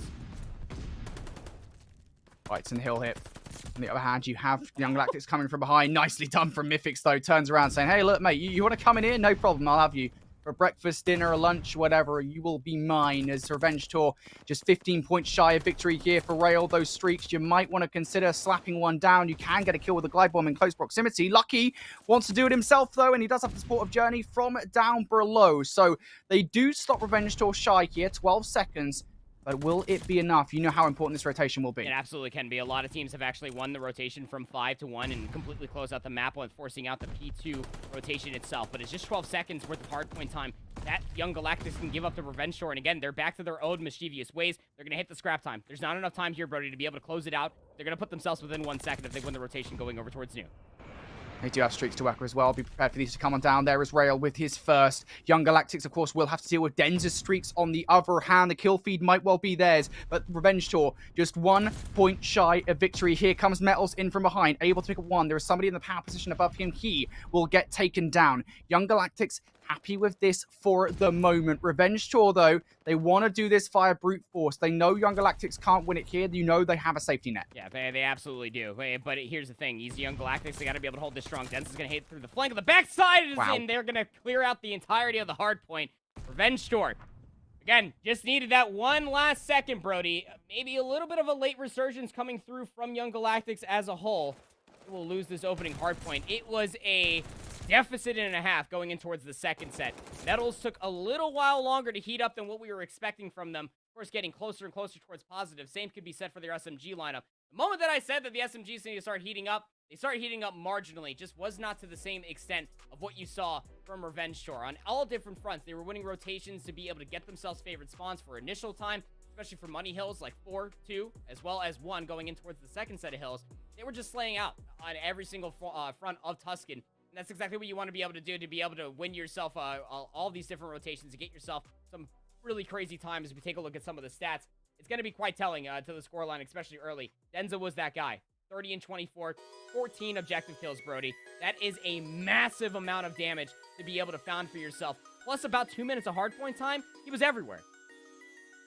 I just don't think we're surprised, really, are we, to be honest, Andy? Denza, he was the player that made all the difference to Revenge Tour in their victory versus Young Galactics in Cup number 4. I think this was one of the maps they played, if I remember correctly as well, and that was really one of the moments where we were like, hey, look, this roster, it is something to be afraid of if you're the opposition out there, and despite their tumble in Challengers qualifier here, of course, they lost their match to TMT. Beyond that, they just look back to their regular selves. Of course, you look at the stat lines there, 30 and 24 for Denza, 28 and 24 for Watson, 27 and 25 for Keza. Everybody positive apart from Mythics there, but I don't think that matters too much because it is Revenge Tour that start things strong here. And once again, you know, we don't want to keep on beating this drum, but that was a hard point, and we can't state this enough. Hardpoint is Young Galactic's best game mode. At least it was before the qualifier. It really was. Even before Elite Stage 1, as it may seem. But, you know, that's just one of the old testaments of time when it comes down to Call of Duty, isn't it, Brody? I mean, like, teams can learn the game very early, but it's about how you adapt going forward and how you consistently remain on top within these game modes. Now, for Young Galactics from Cups 1, 2, and then 3 as well, back-to-back champions, their hardpoint was undeniable. Now, who's to say that this narrative doesn't get pushed, that they were able to learn it very early on, or they were the heavier slayers, but once the game started to develop further, once players started to learn about these nerdy angles, learn about the timings, the rotations, and learn about the positions that they need to be in to block out the spawns, that's where Young Galactics are kind of start falling themselves behind. And as we set ourselves up for a Bocage Search and Destroy, Young Galactics actually came out absolutely swinging. 6-4 versus Moneyform in their round 1 match to be able to close it out off of some nice clinical play. But to your point, for Young Galactics, if Hardpoint was their ace, this is now the ace for Revenge Tour. Their Search and Destroy was their go-to, especially when you got players like Denza and Watson on this team. Even Mythics as well comes up from the European Search and Destroy scene. When we were able to cast over top of them in Cup number 4 and somewhat in the qualifiers as well, we couldn't just exclaim how great it was to be able to watch them. Their opening breakoffs were flawless. Their understanding, their blind trust, every single fundamental checkpoint was there for Revenge Tour. Yeah, absolutely. Revenge Tour, we know they look good in Search and Destroy. You know, we go back to that Cup number 4. They did look just phenomenal. And I think, again, I did say this back in Cup number 4 as well. I think it's crazy, given the fact that Denza had literally just been slotted into the team by that point, that they did look as good as they did. And that was a real threat to this Young Galactic roster. I am glad at the very least we've seen improvements from Young Galactics, albeit it is Bocage, and sometimes it does just come down to who butts heads faster and who has the stronger head in that particular situation. That's just the way the Bocage cookie crumbles. But regardless, I think, you know, Young Galactics, they did look well put together on the Search and Destroy that we saw versus Moneyform. It just didn't happen to come through again on that game number 5. That being said, I think Young Galactics, they do look a lot stronger in Search and Destroy, because I think, you know, we talk about what was really going wrong for them in Cups number 3 and 4, where maybe Search and Destroy was just nowhere near as successful as Hardpoint. I think a lot of it came down to the fact that they were just way too fast in their plays. You know, you talk about the SMG pressure, and sometimes I think they got a little bit overzealous with it. Yeah, the pace was way too high for Young Galactics going into that Cup number 4. Again, where we were playing 3 Search and Destroys. Control was not a game mode that we were playing at that juncture of time. That came around during the qualifiers, if you are just now joining us for your first Challengers broadcast. But even still, when it comes down to almost a key to victory, if you will, for this Young Galactics roster, it's about playing smart, not fast. It's about recognizing when you have those openings, those opportunities, making sure that you're counting player names, making sure that you have the timings, work off of the stun checks as well. That's exactly what actually gave them a lot of success in that Moneyform matchup in round 1 for us here, Brody. And honestly speaking, if you're able to then kind of go 1 for 1 in that matter, when you're coming into this matchup versus Revenge Tour, you might catch them off guard a little bit as well, almost getting them the respect, because when it comes down to Search and Destroy again, this is Revenge Tour's game mode in a nutshell. They have always been very, very strong on Search and Destroy. It is their strength. Cannot say that enough. But if Young Galactics can get the respect earned from Revenge Tour, then they're going to have a lot more space provided for themselves. And if that space does get provided, well, quite frankly, we saw what Real was able to do on Bocage Search versus Moneyform. Indeed. Well, I think we're about to get into it. Bocage, Search and Destroy. This is going to be a real decider here. This is a good opportunity for Young Galactics to do what they did versus Moneyform. Take a Search and Destroy where maybe we didn't expect them to. As we said, If there's any map here that will be in favor of Young Galactics, it should, theoretically speaking, be Bacage with all the SMG prowess. But Revenge Tour, this is where they beat out Young Galactics in the Cup number 4 Grand Finals in Search and Destroy. And here, on Bacage, it's going to kick things off with Watson, First Blood. A nice little set nade coming through is going to actually take down Real. It's going to be a very unfortunate place because now Metals has to essentially watch this entire cross until Young Galactics find any information to push forward. Keza looking at, and the odds even better here in favor of Revenge Tour. 3 versus 1 sounds nice and succulent, doesn't it? Well, there you go. Metals, unfortunately, will face the full fury of 3 Revenge Tour players coming right at him. Journey now going to plant this bomb down on B. We have no idea how quickly Revenge Tour are going to be able to react to this. And there we go. As we change the POVs, our answer is there. It's going to be a defuse coming in from Denza. You ask how quickly they're going to be able to respond to it. Well, the answer was immediately. They had players inside of Grandma's. They cleared out tools, the A-bomb area. They immediately just rotated over. It's like, hey, Journey's not over here. We just killed Metals over by the tank field. Yeah, he's probably over at B. And, of course, the mutual information confirming that, but they were already over by the Dovecot Tower. So putting themselves in a great spot. And honestly speaking, when it comes down to Young Galactics, when they are trying to go for that mid-map execute, we saw that a lot versus Moneyform in their Bocage Search and Destroy. It quite literally hinders off of Real being able to get over towards that water wheel. That set nade that Watson threw at the beginning of the round really kind of threw a wrench in the entire system. So now Revenge Tour for their offense. Again, looking for middle of the map. Going to be saying that a lot. Bomb is more favoring over by that shed. But again, it's all about holding crosses. Nice shots coming through from Lucky for that first blood on the Mythics. Indeed, Young Galactics going to strike first here in round number 2. Revenge Tour with a disadvantage. Obviously have to get the bomb down as well. This is going to be a real tough position since they don't currently have it. Mythics, I think, was the one that did. But Keza are now going to get taken down by Metals. It's going to get even worse here for Watson and Denza, who have to find an advantage somewhere where, realistically speaking, I don't think Young Galactics are going to give it to them. At least Watson has picked up the bomb, and I think Young Galactics will be aware of that. Oh, Real throws a little shoulder. Watson's just going to hold it. Going to shoot some shots, and now it's quite literally an uphill battle. Journey's going to do the same down low. Watson is kind of moving up creek without a paddle, or I guess up river, right? 30 seconds remaining, 2v4. Revenge Tour need to make a move. Watson's just trying for anything. He will actually get the first kill, but quickly traded, and this is what you get when you have numbers in your favor. Denza, 1 versus God knows what at this point. 1 versus 3. 15 seconds left on the clock. Denza kind of has to do as much damage as he can to the defensive line at this point in time, and I don't think they're going to give him anything. Again, this is what Young Galactics have been really good at the moment. Yeah, absolutely. Just working off the information, not getting aggressive, not trying to make the first move. Denza actually hears a player drop, and they're going to continue to hold this thing. Almost completely just retrains the aim up top. And if they got that kill and walked into the next round on 4, that would have put themselves 1 kill away from the glide bomb. But I respect that call from Denza. You know, just play it inside the tunnel. Hold on to that kill streak that you currently are working off of, just 2 kills away from the glide bomb itself. But to your point, Brody, this is exactly what Young Galactics need to do. They need to find these unforced errors, if you will, to put themselves in a position to be able to clean up kills easily. That's exactly what comes through all of the information that was gathered early on. Lucky on 2 as well. Here come these set nades again. Found a lot of value early on. Is going to do anything this time around? No. Young Galactics not going to give it to him. More favoring towards this River Road. His Journey is just trying to hold this very long angle. And if he's looking for a free pass, he won't find it there. Mythics is, of course, sat by the tree. Elsewhere, Real will fall. And that's a nice nade, actually, from Mythics. Lands it right at Journey's doorstep. Fortunately, it will blow him away, and Metals will respond. But nonetheless, this is an advantage for Revenge Tour on the defense. For Young Galactics, this is a horrendous position to be in. Metals and Lucky separated out. Lucky going to fall. Now Metals all on his lonesome. Revenge Tour hunting for him.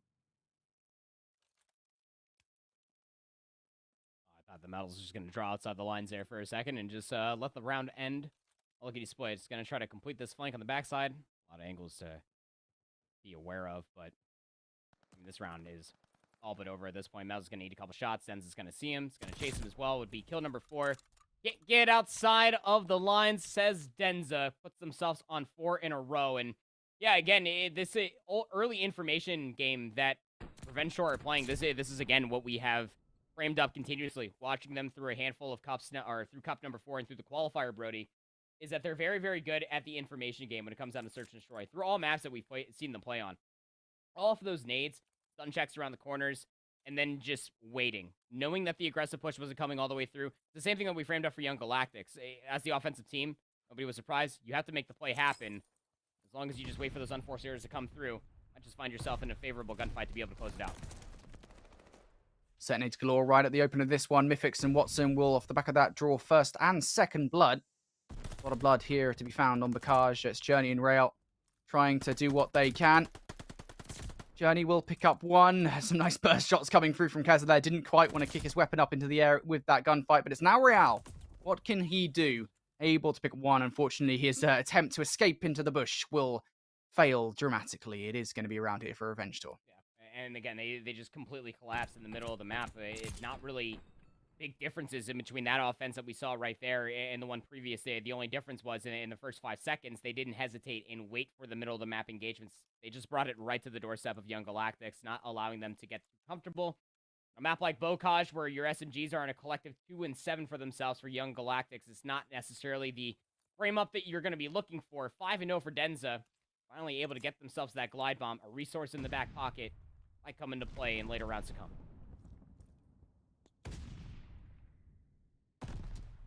This seems to be a much slower affair this time around here in round number 5. Neither team want to give anything up, especially for Young Galactics, who are 2 rounds down here. They want to try and claw that advantage back.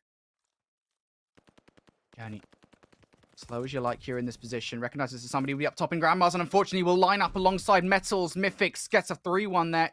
Buy one, get one free for those kills, apparently. Now for Real and Lucky. 2 versus 4. You're on the attack. The bomb's in no man's land. This is a horrible position to find yourselves in. Love Bogos. Definitely makes the world go round. Did Mythic see him last second? Might have. I mean, he just got to hold this angle going forward. 2v4. Got to collect the bomb if you're Young Galactics. And Lucky finding the kill on Nikeza is going to give away their position. Denz is going to drop down, but the cross is going to be there. Let's off to Real. 1v3. 25 seconds. This round is all but fallen by the wayside. Real hit. Should say 1v4. This is just, it's horrible. Every single time we see these players like Real hit in a 1 versus 3, they just don't really have the time to do anything. But Denza gets overzealous, will get shut down. If Mythics gets this last kill, it will be huge. Of course, he is on a free spree, so I think for Real hit, if you get that kill, you walk away with winning this round. Nope! Fly as high as you like to pick up that kill. I'm pretty sure he had wings there, to be honest. Sounds like a Batman Beyond play. Watch this. He just comes flying out. What? Yeah, what? All right, Mythics. Look, we talked about this guy a little bit last season. He came in with, what was the team? Snow Leopards for him last season, Brody. And definitely made a really good name for themselves as a come-up. Just turned 18, I believe, last year as well. One of those players you cannot sleep on. They are on the come-up for being one of the more explosive challengers players that we have. More set nades to start off Revenge Tours. They have a 3-round lead going into this round and streaks to play with. Revenge Tour, they have a comfortable lead here in this game. 4-4 at the moment in terms of lives, but here we go. This is what happens, right, when you give them just too much room to breathe. Denz is going to bring that glide bomb down. It will not connect to the player inside the silo, so Revenge Tour will be unhappy about that. They do gain an advantage momentarily, but just as soon as they get it, Real is going to snatch it right out of their hands and even put it into theirs as Lucky takes the kill onto Keza. So Mythics and Denza, 2 versus 3 at the very least, though. Mythics does have this bomb to get it down. Journey, slow as ever. Going to catch Mythics with his pants down. It is Denza in a 1 versus 3. That bomb, I mean, he has to defend it. At least he's got that on his side. Gonna hop over top of this wall. This wall's going to see Journey. He's going to give away his position. Actually gets inside of Grandma's for free. Yeah, Lucky's just going to chase him down. It was one of those lurking players in the middle of the map. Hop on the defuse, get yourself a round win. So, 2 different things on that could be considered a W here if you are the Young Galactic side. And that is the fact that you got the streak out from Denza. Did not get a kill. It did not give him total information. You got first blooded, sure. But then you overall collapsed. And you took down Mythics as they were on a 4. They were just a mustachio's hair away from getting themselves that glide bomb as well, Brody. You would have felt like that would have been the final nail in the coffin for this Bocage search. But you're still down 2 rounds if you are Young Galactics. They're starting to come back to the bread and butter. The understanding that you have to have these unforced errors come your way. But still need to mount an offensive round win, something that they've really struggled with so far. Oh, look at this from Mythics, able to take down Rail and Metals. I think that was right out the gate. I want to say that was like an explosive barrel or something. Explosive car. So nicely done here from Mythics to exploit that to take down 2 right out the gate. Journey, of course, will want to even the odds. He has done that in step number 1, but step number 2 completely fails. Journey takes him down from up top in Grandma's. And situation we're pretty familiar with at this point. Lucky left up all on his lonesome. 1v3. He is, technically speaking, behind enemy lines, but I think Revenge Shaw will be happy to flip the map. Yeah, I mean, they're going to completely clear out the opposite side. Trigger discipline. Oh, Lucky. Oh, I see that quite a lot today now, haven't we, Brody? Gonna throw a couple shots, just a moment too late. 37 seconds left to play for Lucky. They're gonna be up on top Grandma's. See if maybe they can find themselves a couple of kills. I mean, they're on 2. I mean, it would be wise for them to be able to hold their life. Really no way that they're gonna be clutching out this round. Doesn't burst through the door. Has us just waiting for them to come flying out. We'll find one on the Mythics. Gives away their position. Has to favor towards the reload as well. But still, you have to favor your life at this point because you're just 2 kills away from getting yourself that glide bomb. Could be the end-all, be-all for future rounds. The biggest struggle now is that you're going to be up on map point if you are Revenge Shore, but hold on a second. Okay, no, not going to come flying around. Smart. I don't want to be flying down in the tunnel trying to find that tray. Lucky was throwing out some beams right there. But still, map point for Revenge Shore. And honestly speaking, when it comes down to these defensive round brodies, I'm sure that you're probably thinking the same thing that I am. These set nades that Revenge Shore that they're playing with right now on both sides, to be honest. I mean, they are obviously rehearsed, and they are paying dividends as far as the search is concerned. Revenge Shore seems to have put in the time. I think that much is very apparent at this point as Search and Destroy. Young Galactics being really pushed and shoved out of this game. Now for Revenge Shore right out the gate. Can they win this round? The answer seems to be no. The aggression from them countered very well from Young Galactics. Lucky played this so far back. He wanted to play for the streak. He has done it, and now it is just Watson left up in a 1 versus 4. If Lucky gets this kill, that would be a nice cherry on top for this round. Waiting, of course, be the strafing run, but it's already got the glide bomb. Smart call. Yep. Go ahead and draw outside the lines. It's going to be the round win here for Young Galactics. And that was, again, that round right there, even defensively, speaks to the strengths of what we've seen from Young Galactics since Cup number 1, since Vanguard's launch. It's Real, and it is Journey that hit it through tools on the outside over by the water wheel, Brody. They find 2 kills. They find the timing to be able to find those 2 quick kills in succession for itself. And from there on out, the 2 players that were left alive for Revenge Shore, I mean, the only thing you really had going for yourself is to try to maybe get behind enemy lines, get up top Grandma's, and Lucky cuts you down. The glide bomb's still here. Still 2 rounds down from around 11. Young Galactics, they have resources to potentially do it with. Indeed, they do. Young Galactics, they are not out of this one just yet. All it takes is 1 mistake, though, and this will quickly slip in Revenge Tour's favor. And that's why you're seeing these guys at the moment just playing so apprehensively. Nobody wants to be the one that makes that mistake. Revenge Tour, they are in the advantage here. They can wait out the clock here on this round. It won't be long before Young Galactics have to move. Oh, there it is. Nice. Nicely done from Denzer. Able to pick up that first blood, but the trades do come on through. Denzer able to pick up 2. It's quickly falling aside now. It's just Denzer in a 1 versus 2 kit. Real and Lucky. And Lucky does have that streak to work with here. I don't know if you really want to, though, of course. It is just a 1v2 for Denzer. Yeah, no, they use the glide bomb off the information. Secure this round. Could be the lightning strike to be able to, or the lightning strike, the strafing run to be able to secure the next round. You're just going to plant this bomb and try to extend the round for Lucky. Let's see if Denza does anything going forward. The last player alive for Revenge Shore. Lucky, Real, stacked up together. We see a little glimpse through the X-ray. Denza all the way on the opposite side of the map. Be lucky if they can end up finding at least 1 kill, but looks to be rather conceded for Revenge Shore, knowing that it has to go to the next round. And Denza peeking out. There you go. Just like that. I think that was a really good call coming out from Young Galactics in terms of the positioning there. I actually really like that, Andy. Yeah, no, it was really nice. I mean, again, you have the resources in your back pocket.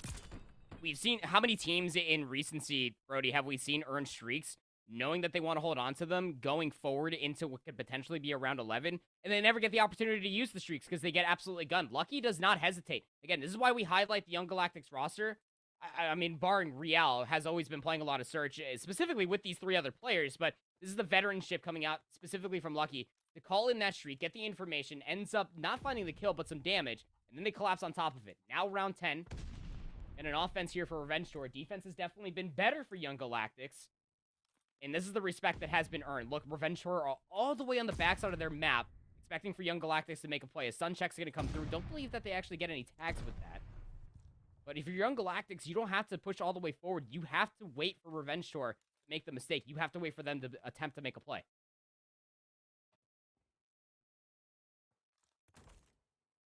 Nobody's fallen just yet here, Andy. Something's got to give, hasn't it? And there it is. Denza takes down Medals. It will not be the player with the streaks, though. There is huge play still potentially on the board here. You got to consider the fact that Real is also on a free spree himself, able to get 2 kills going into a potential round 11. That would be huge, but let it be known, Revenge Tour, they have the advantage here in this round now. Mythix has pulled himself back a little bit. Will split out Journey, but it isn't enough to stop Journey from taking down Denza. Journey going to run deep into the defensive line here. They have no idea where this man is right now. Everything is falling in favor of Young Galactics. Real off screen, able to pick up, I think that was all 3 kills there, Andy. That's not just a glide bomb, that's a strafing run as well. Yeah, it is. And keep in mind, this is, if you heard the planes just whirring in the distance, that was a strafing run that actually got called in by Lucky as well. They're utilizing these streaks to be able to secure rounds, and of course the lightning strike. I really need to stop watching Black Ops 4 Champs videos. It's getting to me late at night, Brody. When the strafing run gets called in, it funnels all of Revenge Tour into positions that they don't want to necessarily be in. When you're down to about 30 seconds or so, that strafing run is going to be quite damning to what you're trying to attempt to do as far as a play. Real finds himself on that 5, as you said. Going to have themselves that glide bomb. And they're going to start it off with this round as well. Great information to come all the way through. Do they find a kill with it? And inside the position, Metals was actually cooking a nade. Going to lose their life because of it. Unlucky gets taken down there. I don't think he actually... Okay, so he said that taken out the equation. 2v3 now, and Journey going to fall, so it is just Real. 1 versus 3. He has to get the defuse as well. This is a horrendous position for Real to be in. Now he's been spotted out as well. Denza holds strong. Revenge Tour, they will not fall apart in round 11. 5-2 up they were. Young Galactics able to pull off 3 rounds on the bounce. It looked scary for a moment, but it doesn't matter anyway. Revenge Tour, they will come out on top. Yeah, and again, that is just...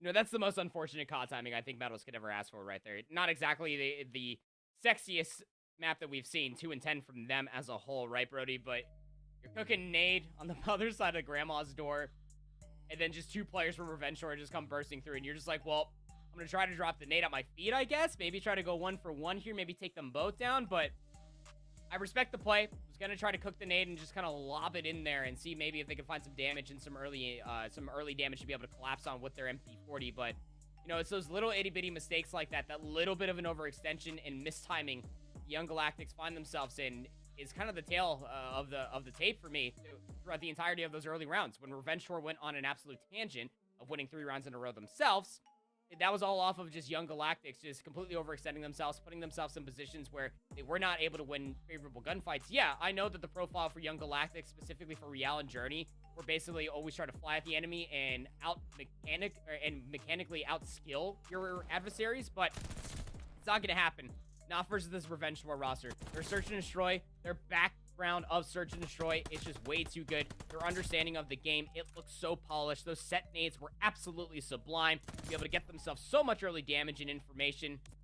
Even though some heroics did come through at the very end. 3 rounds on the bounce, as you said, Brody. It does not change the fact that Revenge Tour, in a round 11, just play their game. They just understand what they had to do. They put themselves in a very standardized setup. End up closing it out 6-5.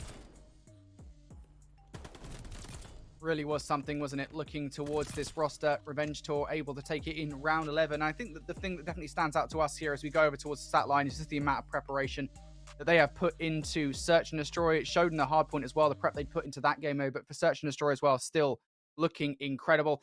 Let's take a look at the stat lines here. As we said, Denza finishing 11-6. Andy, you never want to just keep an eye on KD, right? There's a ton of other stats here to look at, but I've just got to say it again. Denza has just been an invaluable addition to this roster. It's been crazy.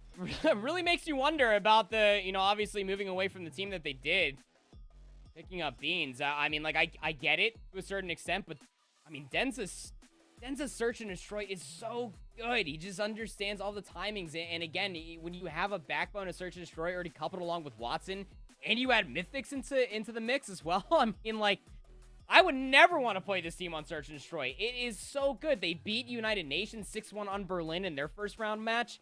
And they come back and they beat it in around 11, albeit very, very close, and giving up those 3 rounds off of some very nice play from Young Galactics. It is just so polished. He was averaging a kill per round. Of course, we ended up seeing those 11 kills as a total. Denza is a force to be reckoned with, and it doesn't always amount towards S&D. It very much so could be in control. Going back to Tuscan control here for Revenge Shore. They beat United Nations 3-1 on this exact map mode combo. You remember Young Galactics, while we were casting over their Gava2 control versus money form.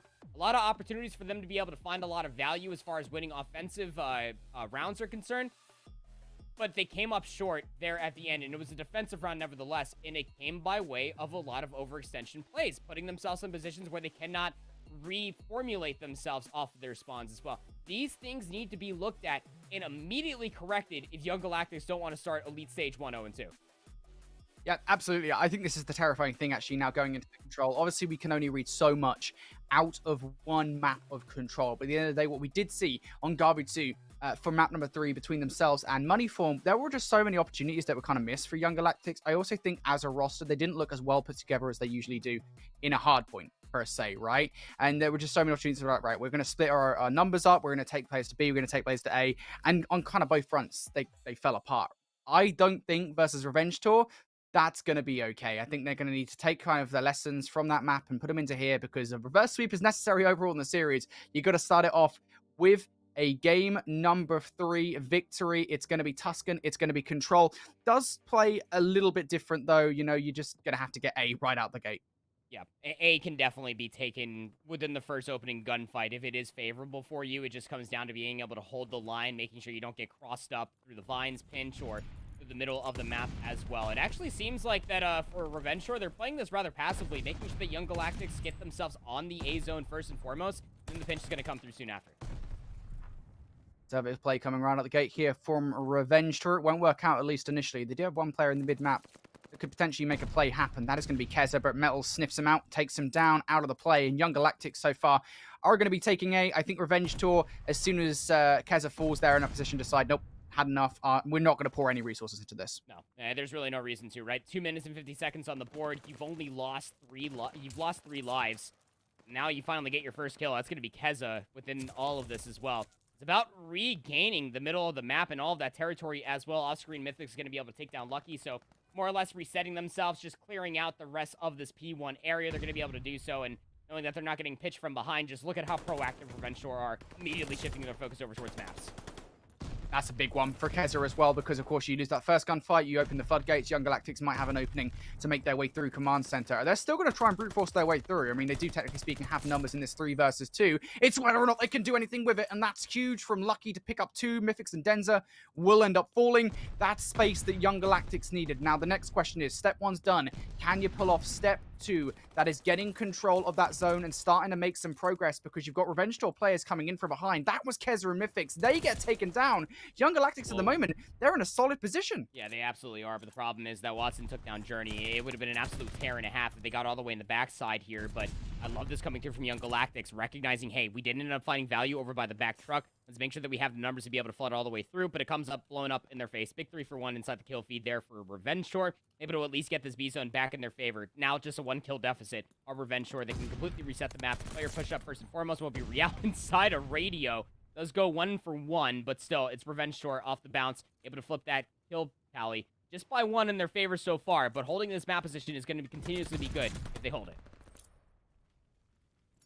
If they hold it, that's the big if, isn't it? Yeah, it's going to be tough. I mean, a roster like Young Galactics, they've got quite a lot of aggression on their side. For Revenge Tour, you do not want to lose a defensive round here on Tuscan Control. Not in a million years.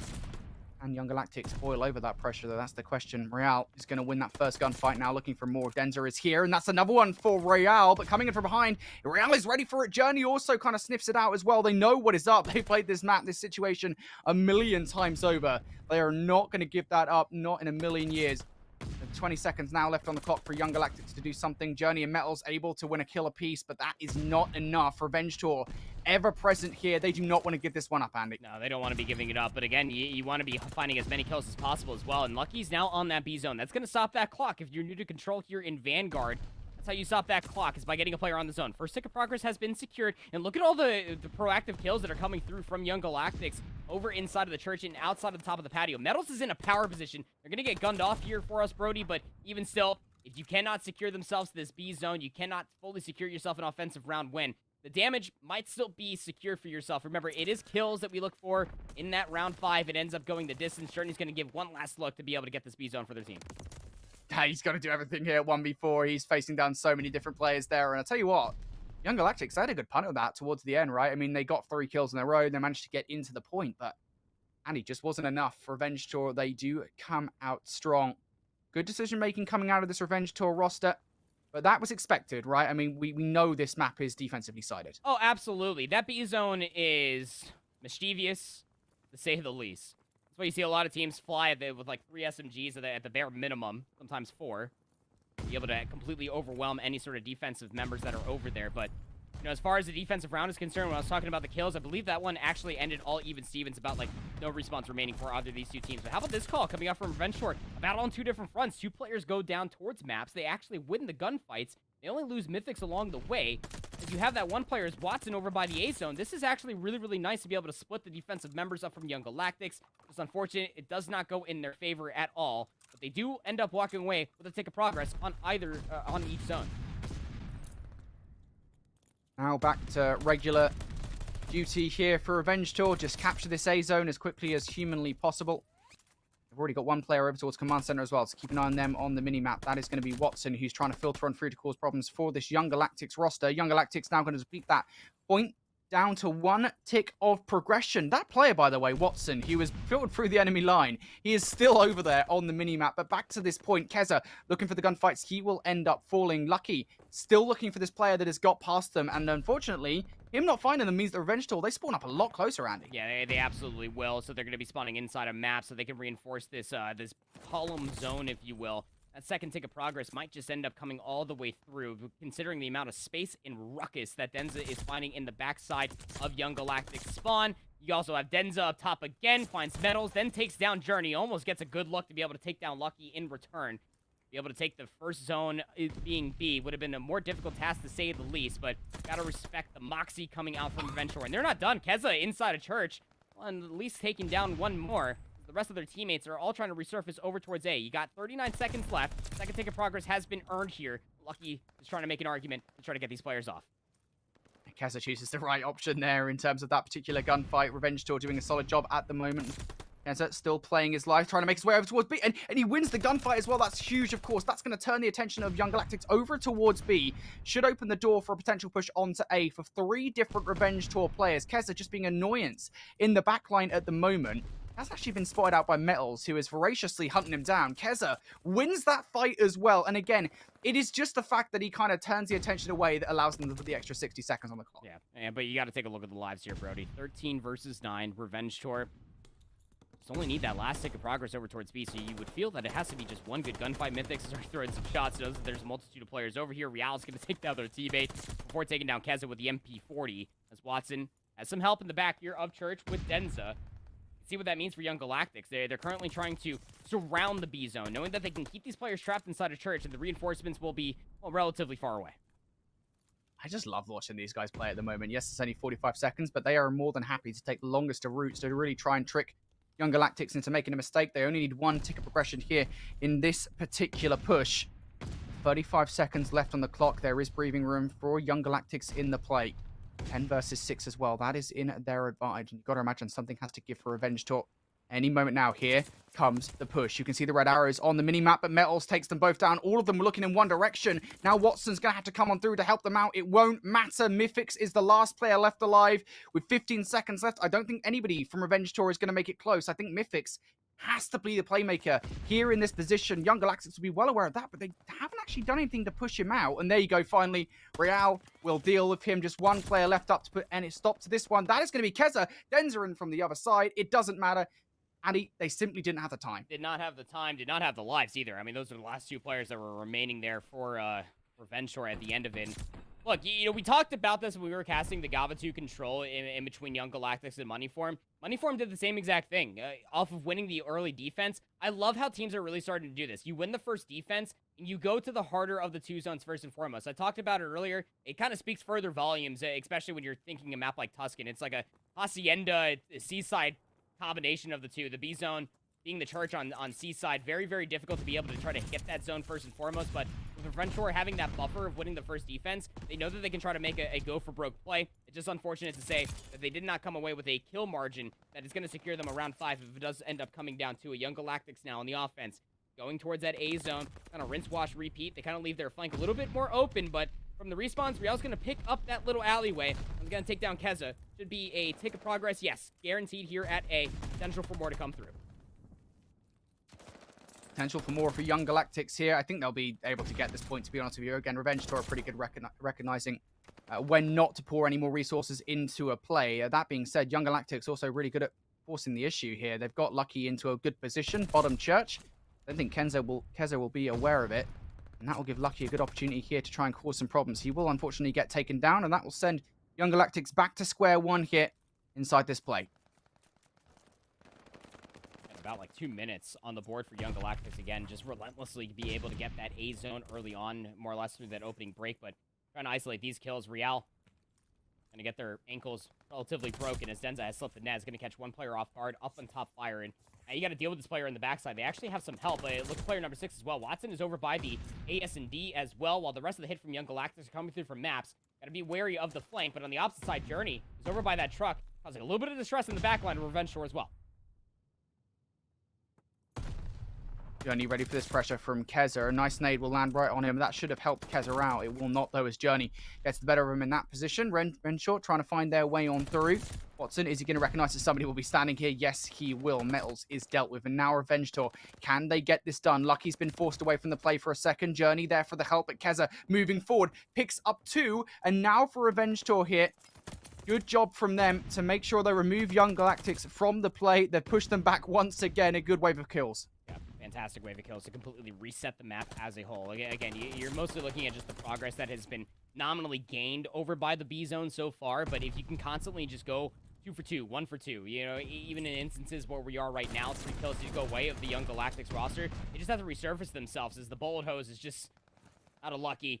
Trying to claim that second kill. We'll find Mythics, of course, but now you have a little bit more space provided. You no longer have Revenge Tour members from behind that you have to deal with, but that doesn't mean from the front you are safe by any stretch of the imagination. Denza going on another streak will be cut down before they can get their third. Down to 40 seconds remaining, but take a look at the lives, Brody. We are whittling down. No more double digits. This can essentially turn into a glorified team deathmatch, but the timer is the immediate adversary of Young Galactics to do so.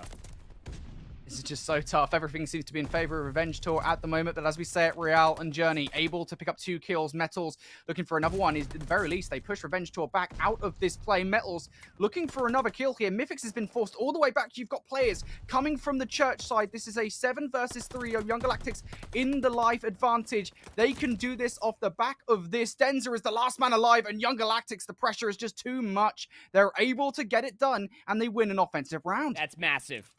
For a lot of different reasons, Brody. Obviously, you can close it out now because we have gone defense for defense, but with the kill margins, no less. That's what's really big about this going forward, that even if you do lose this next upcoming round, the kill tallies through the past 3 that have been played are favoring Young Galactics, knowing that they would end up getting that defensive side. But able to at least start somewhat of a reverse sweep. This is the right step in the right direction if you are Young Galactics. Revenge Tour, though. Going towards A this time. You remember it was a 3-for-1 break-off for them in their opening offense, Brody. Not going to be playing with that, knowing that they have to be able to mount this offensive round win if they want to push it to a round number 5. Denza trying to win the opening gunfight. Won't be able to just yet. That's not a good start. I think for Revenge Tour, the first wave of kills will go Young Galactic's way. Look at Rail on the minimap as well, by the way. Look how far he is pushing in from behind. They do not want to give Revenge Tour any breathing room whatsoever. They recognize the play is happening. It's just not enough. Young Galactics, they're able to win a full wave of gunfights. The amount of pressure that Revenge Tour are under at the moment, it's huge. Yeah, it's absolutely massive, right? There's only been 1 kill this round so far for Revenge Tour. It's 29v24. That's actually going to force Mythics to try to make a very weird play, just trying to fly out over towards B. And these overextensions, these very isolated extensions that are coming through from Revenge Tour are I'll be honest, it's uncharacteristic. You can see Denza's actually all the way in the backside of the spawn over by Church, and some of the purple arrows on the minimap are actually turning around, trying to figure out, well, hey, we haven't actually seen Denza in a little bit. Well, you will find them now that that kill came from behind. Presence starting to come through for Revenge Tour over by the Zay zone. Indeed, but here comes the streaks from Real. They do not want to give this one up. They want to end this one right here before they even get A. And I tell you what, they have a good shot at it. Is Lucky able to pick up 2. You've got a player coming from behind now. That's going to be Metals trying to apply all of this pressure, looking for some more kills. He will not find it, but Young Galactics still with the pressure onto A. Revenge Tour still don't really have much in the way of any control over that A zone. Now for another attempt to try and go for this one. Denza will, at the very least, get that first kill. And you've got to imagine here, Young Galactics, I mean, they keep on applying the pressure, but Revenge Tour should be able to get this cap in. They should be able to get this cap in. And honestly speaking, if you're Young Galactics, you should concede the space for the capture to come in, because you don't want to be throwing more lives. You have a 6-life lead. But hold the phone. Real is actually on a massive flank all the way through Vines, through the alleyway now. Isolated gunfights. The zone will actually go over, but it's a 7-life lead. Young Galactics have the minute and 20 left to play. Revenge Tour need to keep up the pace. They need to keep up the pressure. They deal with Denza in the backside of their spawn, completely resetting the map. Now Real, on that flank I was talking about, is inside of maps. They have some help with Journey as well. Going to defend the point here will be Young Galactics. Going to reduce it down to 0 ticks of progression. Keza, though, with 2 inside maps. Looking for some more to do. Metal's just waiting on the other side of the door. You've got to imagine Keza will probably realize it. Maybe not. Actually didn't think anything of it. The fact the door was like slammed wide open in that position. But regardless, Denza now looking for some more kills. Will not actually find the second. And all of these gunfights right now favor Young Galactics so heavily. It is a 14 versus 6. That is tough. They have one Hail Mary play potentially, and that is Mythix, who is pushed all the way through. And I tell you what, as 4 do go down, there is a good opportunity here. There's absolutely a massive opportunity, but nobody picked up the God heading from the backside over by that half wall, and Journey's going to pick up the patio. We'll find 2. That space provided. No respawns remaining now for Revenge Tour. No respawns remaining. Denza able to pick up 2. Denza's got so much more to do. Swings out wide, and that's an overzealous play. That's confident, but a little bit too confident. It's now 1 versus 9, and I think that one might have been it. Winnable. Hail Mary play. Keza is on the point, but he's got to pull off 1 versus 4 off. This is going to be tough for pretty much anybody. I never want to count him out. He's able to get 2. There's no way. Okay, a third one. Oh, we fought for a second there, but Young Galactics, they survive.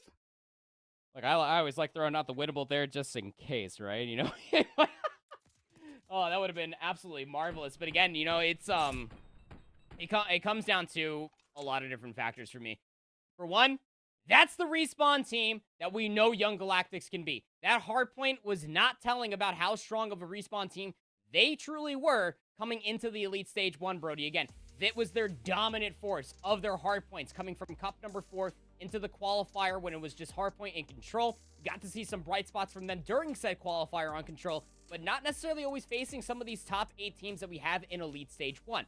That being said, that reserved patent aggression coming through from Young Galactics on the final 2 rounds is everything we knew that they could have up their sleeve to be able to turn gunfights, to be able to turn map positioning in their favor. It was massive to be able to see the turnaround. Even when they lost gunfights, they went 2 for 2.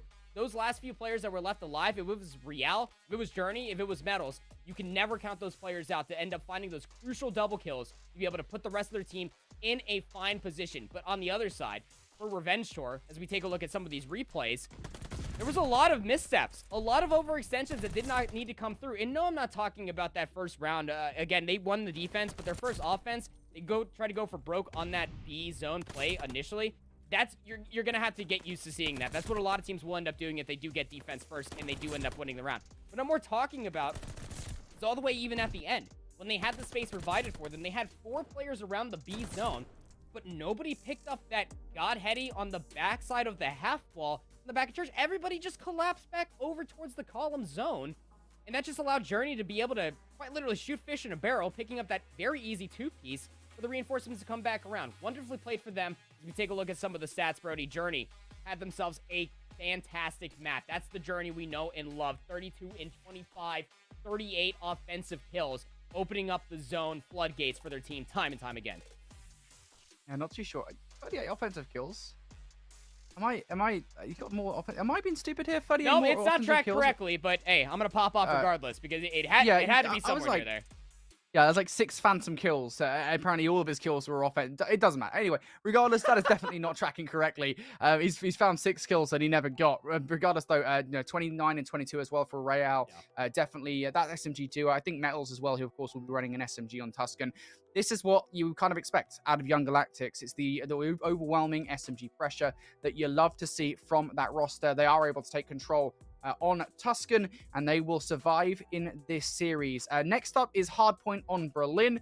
Things will be looking a little bit more positive here for this roster on this map, of course, although they lost map number 1 in this series. You know, I will default to the storyline here, which is at the end of the day, you know, in Cups 1 through 4, these guys were the best hardpoint team in Europe. Yeah, absolutely. And it's for all the many different reasons that I ended up bringing up just around that Tuscan control, is that they are very understanding of what each individual kill means. And when they are down in numbers, it comes down to those players being able to play nice reserved Call of Duty, waiting for the overextensions to come all the way through, knowing that the enemy team is going to want to take that positioning back from them. And it's just about, you know, we call them rats. Sometimes you just got to rat it out and make sure that you can end up getting those numbers back in your favor, right, Brody? And for Berlin, it's not going to play kind of close to Tuscan. I mean, rotations, you know, when you're thinking about it from 1 to 2, 2 to 3, 3 to 4, those are quite a lot longer than, say, a map like Bocage. Well, everything is, let's be honest here. But for Berlin, you're going to get a lot more impact from your ARs, the automatons, comparatively to your SMGs. Your SMGs, Berlin Hardpoint as a whole plays as old as a hardpoint map as we've seen for quite some time. It's a very standardized 2-2 setup to where you can have your SMGs break inside the hardpoint, get that space being provided while you have your overwatch from the automatons. Metal and Luckies, or Lucky and Metals will be those players to try to do that for Young Galactics. On the side of Revenge Tour, you can expect the same to come all the way through for the SMG powerhouses to be able to break inside the hardpoint, find these mixy kills, be able to get these kill streaks as well, and win out on the rotations.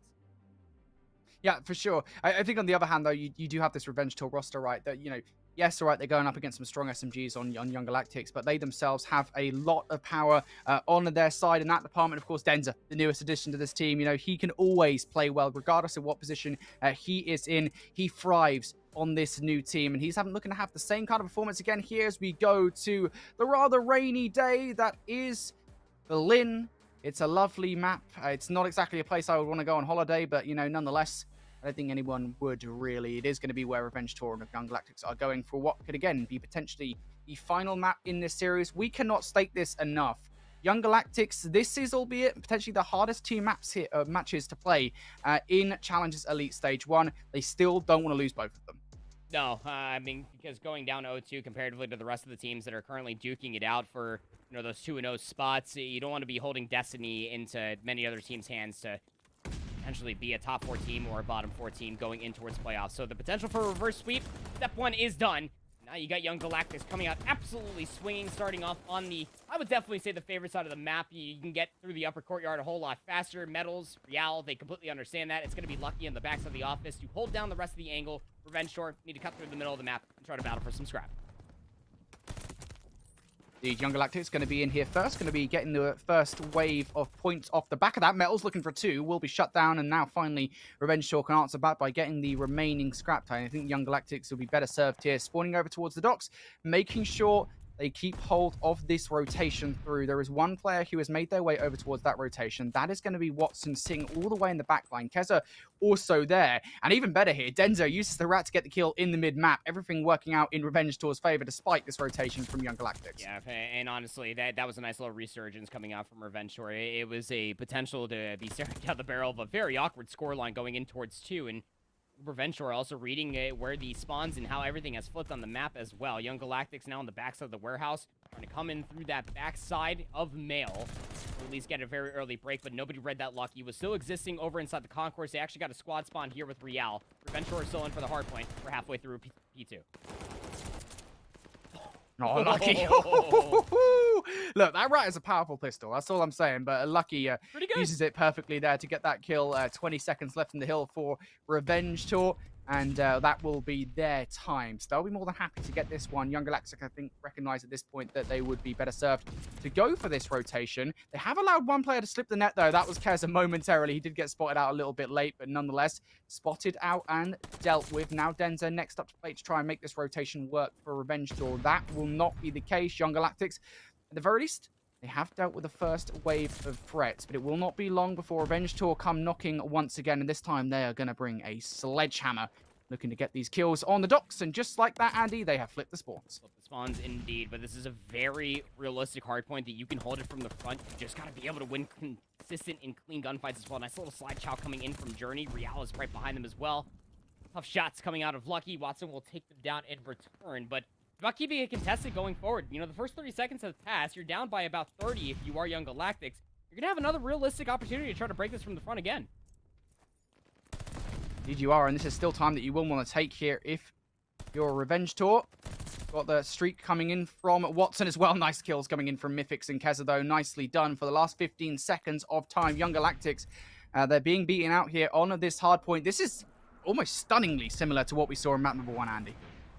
Yeah, it really is. Just the outpacing, the understanding, being able to get themselves favorite spawns, to be able to contest hard points early, breaking in for initial time. These are all the check marks that Revenge Tour had in that first map, especially it helps when Mythics is 11-5. 92v41 going in towards P4. It's going to be Revenge Tour again with those favorite spawns, but even more so than that. We also got Keza getting Mixie over inside of the middle of the map, and constantly just cutting down reinforcements. Big 1v1 off screen goes in the way of Metals. They're in the back, and that's going to continuously dissuade all of Revenge Tour from looking at the front, allowing Young Galactics to work their way back in for 4.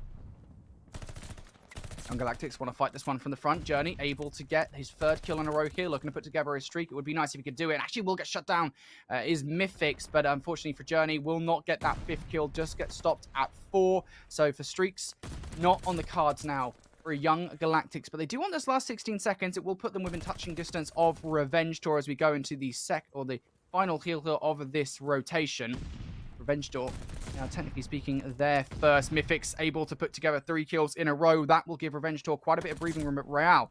Can he do anything about this? Nicely done to get that 1 kill on bottom broken, and that's a wave of kills coming through for Young Galactics.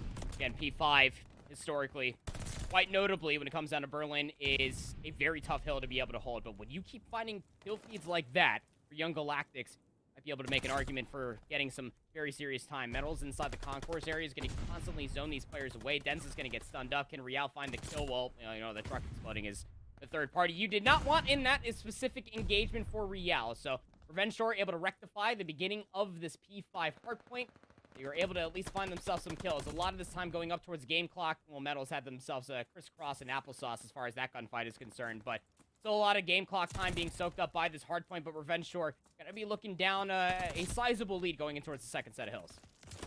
A good amount of time coming out of Revenge Tour here. Denzo once again shut down here before he can earn any more streaks. Keza picked up a storm with that nade, looking to do some damage to Young Galactics on this rotation, but so far this lead has been pretty much consistently kept here by Revenge Tour in this game. They've got about a 30 to 40 point advantage over Young Galactics. This is an opportunity for them here to really bring down that lead to naught and get a lead of their own. But here comes Revenge Tour. They want to find their way on through. Denzer able to pick up 1. Keza looking to play ball with this player outside, and just like that, that bait and switch works basically perfectly in Revenge Tour's favor as they break through. Yeah, picture perfect.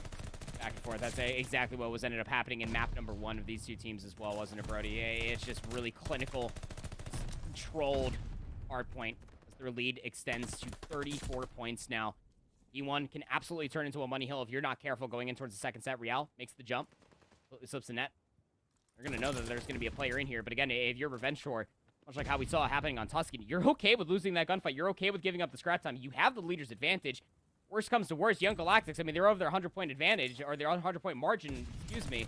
They're holding the rotation currently going over to 2.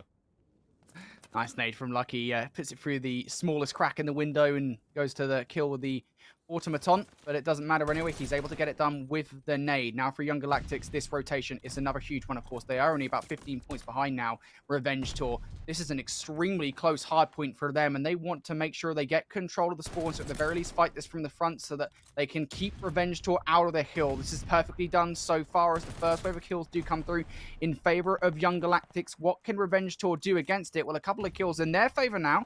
Pinch now maybe being executed onto the hard points. Mythic's in from behind to try and take one out from fire, looking for some more damage, but with 20 seconds left, this is more about the rotation at this point. It absolutely is. So be able to get those favorite spawns, so be able to get yourself up back by the crane so you can get inside the lobby, but actually finding some timing off screen is Keza to be able to get in the back. Now, it's gonna not upset the spawns, not unless Keza continues to slay out. They actually find 2 kills before they actually get dealt with. That actually opens up the middle lane for Revenge Tour to try to encroach all the way forward, but some nice shots coming through from Journey. Be able to find themselves now on 2 in a row, 21 and 21 for them. Now the initial time will finally be secured for Young Galactics. Young Galactics have been fighting to get back into this game. They have brought the deficit now down to, well, 0. Now looking into the minus numbers as they take the lead here in this game. Revenge Tour do not want to allow this to happen. They're going to fight tooth and nail to make sure that they get it back pretty quickly. Unfortunately for them, it's not going to work out. A close spawn, though, for Keza. Revenge Tour won't be long before they start butting heads towards this hill once more. They're still going to want to go for this. I think, one more push will probably be it. Real able to deal with the first one. I think that last kill coming on through probably will be the warning sign that these guys need to just rotate away and say, look, let's give this one up, guys. Let's move over towards the rotation. Yeah, Watson and Keza were going to be the last line of offense for Revenge Tour to be able to work their way in, but what a muddy hill coming out from Young Galactics. A solid 45, if not full 50, came out of that hard point there on P3. Now going to have themselves a sizable lead of about 47 points going in towards P4, but to our point, that Revenge Tour are in for the rotation first and foremost inside of 4. The biggest problem going forward is that they were easily broken up from the front, and just when all those engagements were happening from the front, look at the flank. Lucky's already over here.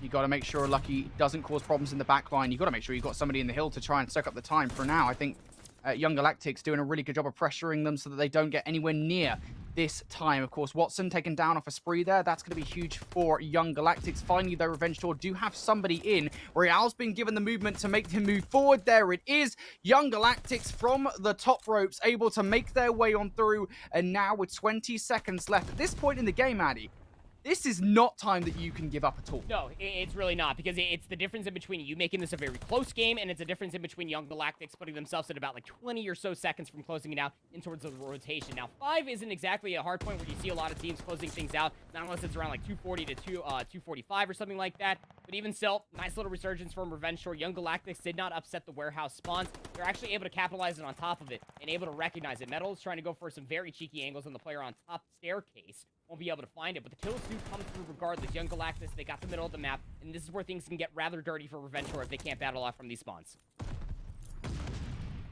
Young Galactics in for now. Revenge Tour, you need to start putting together this hit in, otherwise you will be going towards a game 5. Maybe not necessarily off back this hill, but certainly it is a damaging amount of time to lose. Now Denza comes and flies on through, looking for 2, will get it. Now looking for number 3, gets shut down before that can become a possibility. Metal's now trying to fight for some time on this hill, but at the very least does keep these Revenge Tour players away from that time.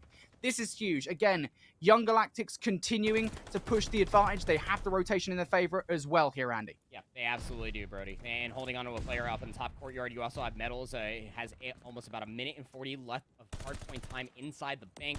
That along with Lucky, they've been doing it a lot of damage. Now Watson over towards the flank, trying to cause a lot of ruckus themselves. They're going to get statue control. But to our point, Young Galactics, they have control of these spawns. They have control of upper courtyard as well, Brody.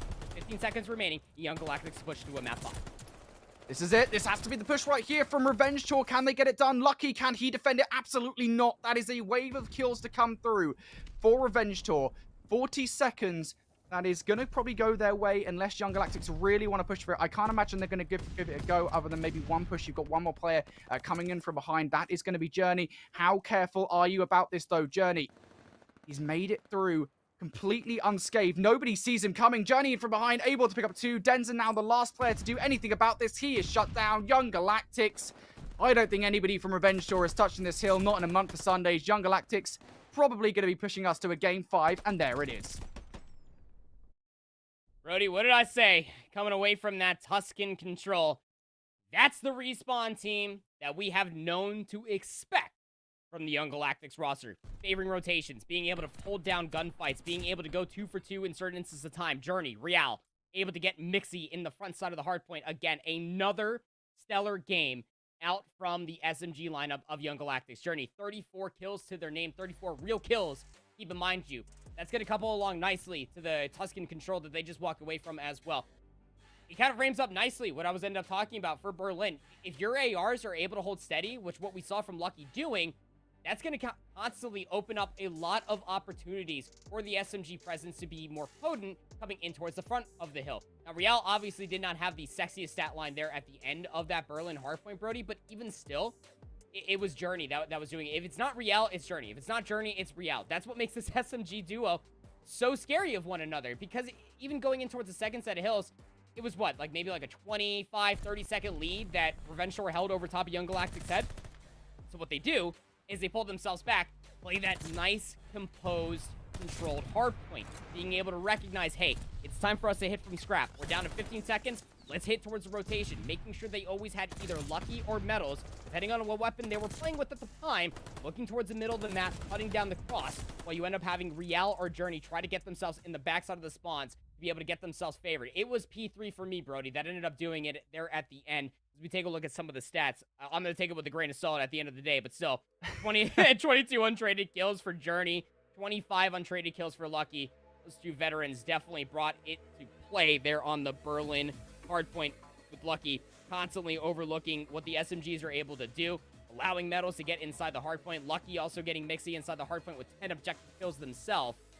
A lot of consistencies from top to bottom for Revenge Tour, but hey, when you're able to win out rotations, when you're able to get yourself favorable gunfights like that, breaking into hardpoints from the front time and time again through a set, that's going to win you out hardpoint maps more often than not. Yep, absolutely. I can't believe it. Andy, we're going to a game 5 here between these two teams. It is incredible because we really don't know what to expect when coming into these maps anymore. I mean, like we said, we threw out kind of our stat books, if you will, our notebooks after map number 1 of the very first series of the day, where Young Galactics lost that map number 1 to Moneyform. Of course, they did end up losing that series in a game number 5. And now, of course, we're in the exact same position again here with Young Galactics doing it versus Revenge Tour. Obviously, you know, I think this is a situation they didn't really want to be in. I think for Young Galactics, this is not a situation that many people expected them to be in. Maybe after Cup number 4, we probably put it into a bit more possibility, the realm of possibility, if you will. Nonetheless, incredible. We're seeing a game 5 between these two teams. And again, this matters for both of these two teams. Revenge Tour, of course, yes, they won 3-0 in their first game of the day. They want to end day number 1 with a 2-0 scoreline, putting themselves in really good stead to end week number 1 in a good position. For Young Galactics, stopping yourselves going 0-0 in a really frustrating way as well. If they were to lose 2 game 5s back to back, that is going to hurt you. It's going to haunt your nightmares tonight. You know, it's also just really funny what you were saying. It's like now they find themselves back in a map 5. They've been in this position before.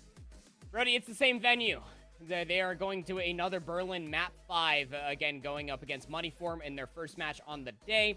They lost it in around 11, and it was a very tight affair all the way to the very, very end. Winning it out there in the end, of course, was Moneyform. And we keep on framing up the same stipulation for us here that when it comes down to Young Galactics, get number 1 seed going into the qualifier, number 1 seed team, I'm sure in many people's minds, coming into Elite Stage 1, they have the 2 toughest matchups to be able to start things off. They have Moneyform, of which they lost in map 5, as I said, and now they have to go up against Revenge Tour. And the thing why I put a little asterisk as to, like, the number 1 seed, it's really tough to be able to gauge off of these two, because Revenge Tour did, in fact, beat Young Galactics twice over. Once in Winners Finals, once in Grand Finals, going back to Cup number 4.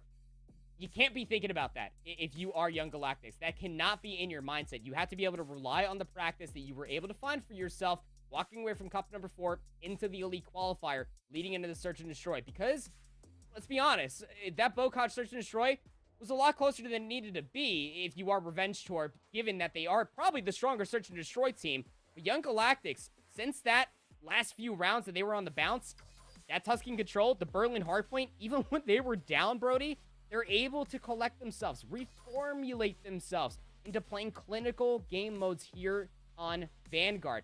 Who's to say that they can't do it again, but you can never count out what Revenge Tour can bring to the scene when it comes to a search map.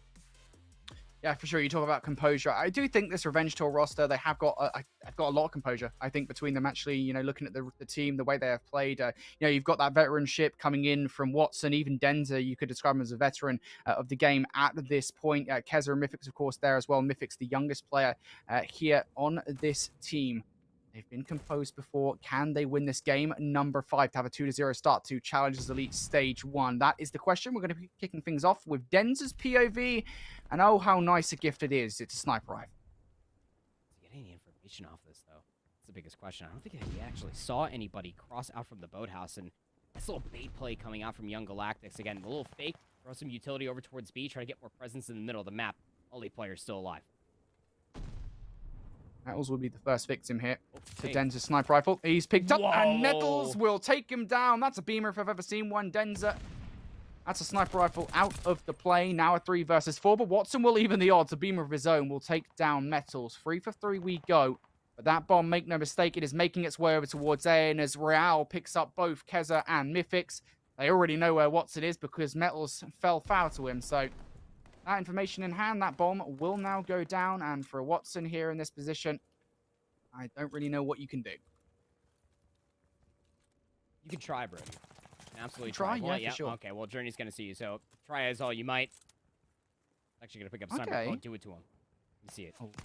Whoa! Nope, snipers are not as broken as everybody's saying there. Otherwise, Watson would have found that kill for sure. Yeah, he's going to go down there at the end. But that, again, you know, you go back to the opening break off of that play. Again, we don't have the option, us here as casters as well. It's not just you at home, so relax. We don't have the mini-map at our disposal. But what you could immediately see, even from the sniper POV defensively, there was a lot of utility. There were 2 players inside the boathouse. They made a ruckus and a half over by the B site.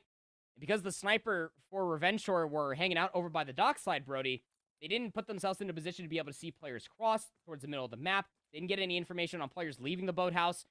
And at that point, Revenge Shore were kind of stuck in the middle of the map, just trying to react to what Young Galactics were doing. They collect it. And Real walks away with that first round with 3 kills of the round. Good start coming in from Real. Now for Young Galactics, can they continue it here into round number 2? Things seem to have grinded to a halt here for Young Galactics. For Revenge Shore, absolutely not the case. They've got that bomb into the site.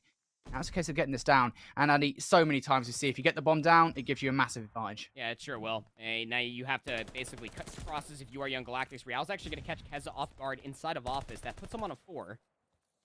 Numbers advantage here for Young Galactics, but again, 30 seconds for that bomb to detonate is your immediate consideration.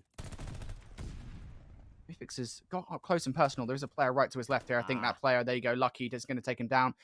Real looking for some more kills here. Denzer playing Ring Around the Rosie and will shut down Real before he can do any more damage here in this game number 5. But there it is. Bomb down or otherwise, Young Galactics able to get this one done. It's a retake from them and a good one at that. Yeah, it was a brilliant retake, really. I mean, with the bomb going down, you would almost have to assume that would almost be like a check situation as if we're playing chess. You know, you have to make a godlike play as an entire team to be able to retake that B site, Brody, and it comes all the way through. You know, Real, obviously lurking over inside the office, catches one player trying to cross inside in the backside of the flank over by the train yard. That's your flank covered. From there on out, you could just focus more on the front side of the map as a whole. And it just has to come through inside of the mailroom and in the backside of the warehouse. Young Galactics completely collapsed, but to your point, shutting down Real, that was the small W and what needs to be a many different more for Revenge Shore coming forward. No streaks on the cards here for Young Galactics, but again, for this offense, it's going to be a very quick hit over by the Concourse. They're not doing anything too aggressively so far. Again, they're waiting to confirm the rotation to come all the way through. More utility got thrown over by B, and it's going to force the rest of Revenge Tour to put themselves in a position expecting it to come through on this site.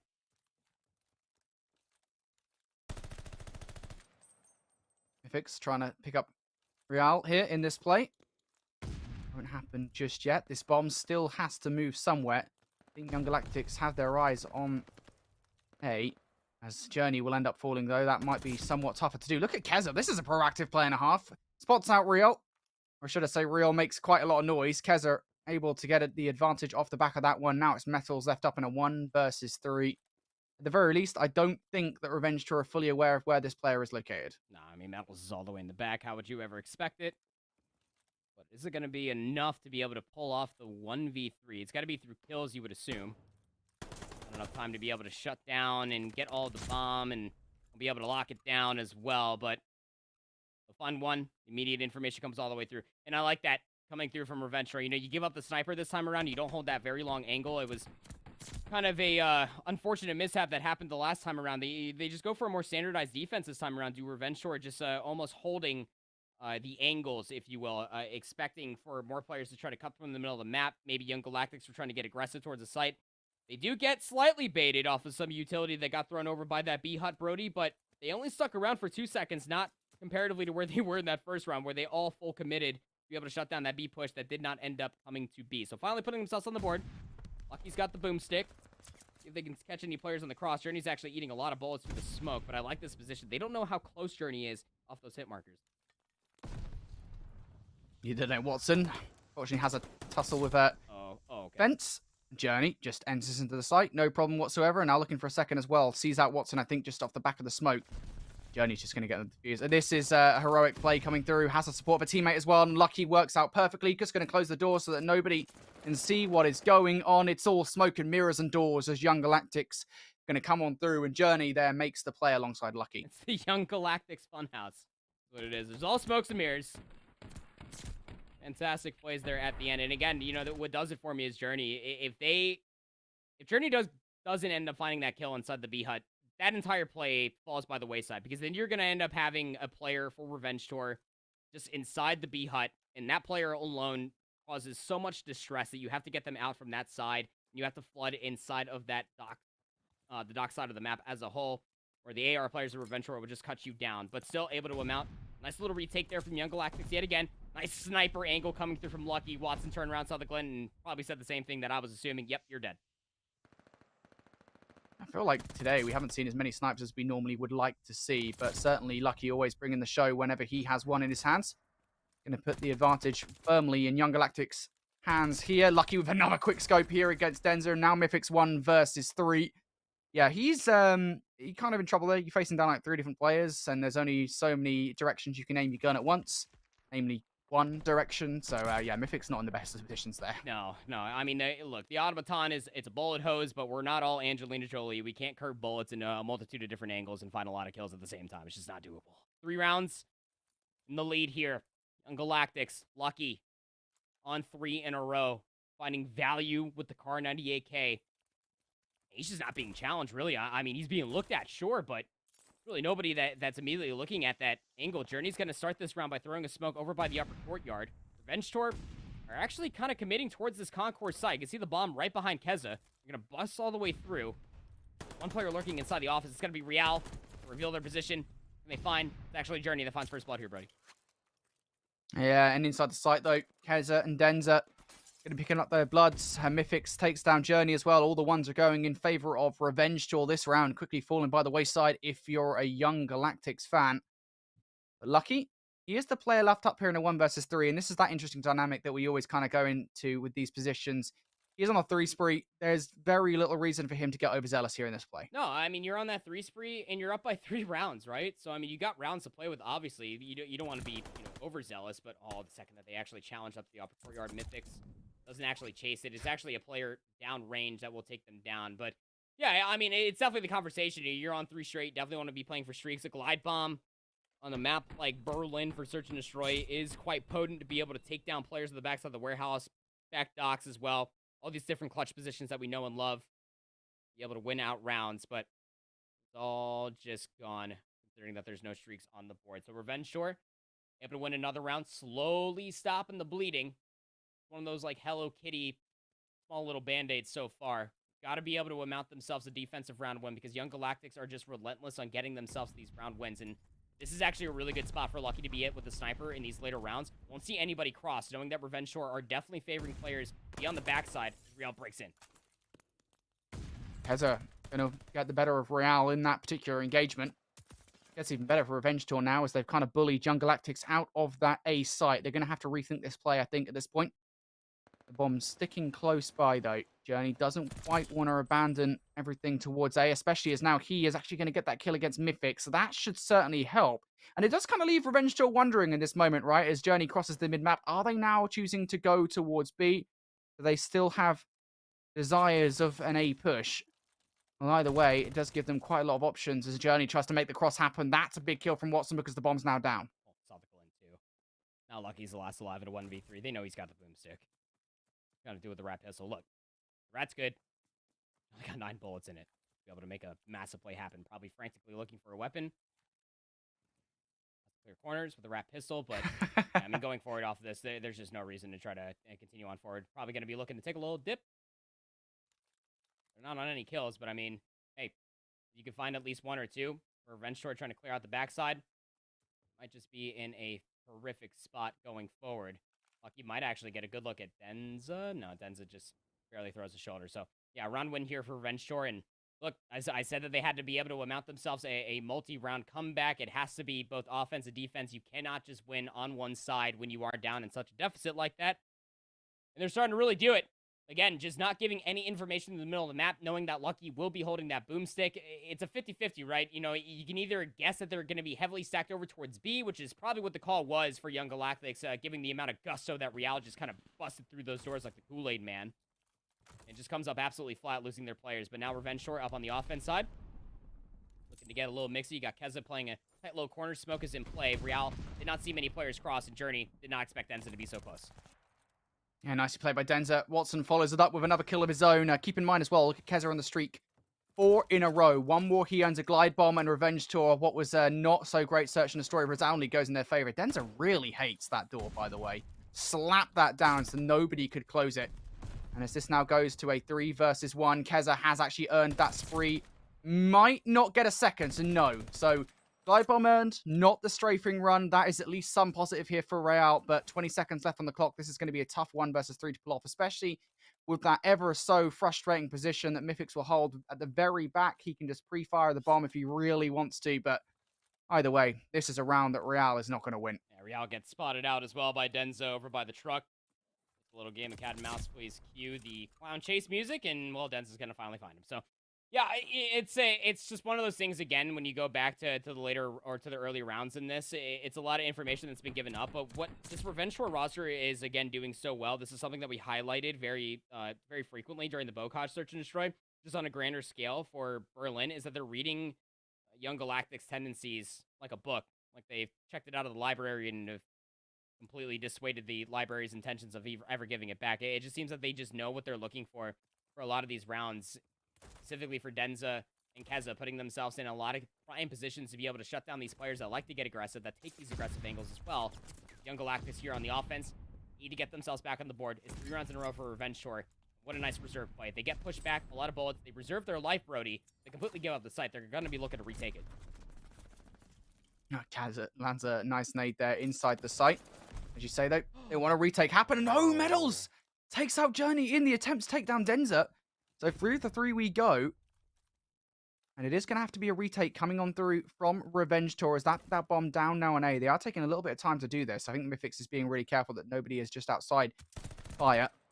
Not going to be the case, though. Lucky watching the cross. He just puts bullets into Keza. That is enough to scare them off the play. At the end of the day, this is all about running down the clock. But Watson, can he do anything special? Can pick up 1. It won't be any more than that, though. Real looking to get a second here. He will. And Young Galactics put a stop to the bleeding. And what a time to do it as well. Yeah, again, like, that's the right play at the end of it all, Brody. You know, you have 2 players through the upper courtyard side.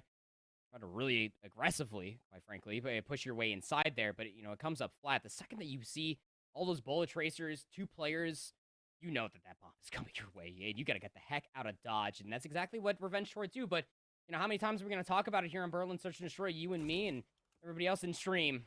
This is a very, very difficult site to be able to retake once you do get control, especially with the angles that Real was holding inside the site itself. Now up on map point, series point for Young Galactics. Keza's got a glide bomb. It's the right call to be able to pull this all the way through. We'll see Lucky in the back. Assume that they're probably going to be sniping. Drops it. They know that there's 1 player inside the B hut.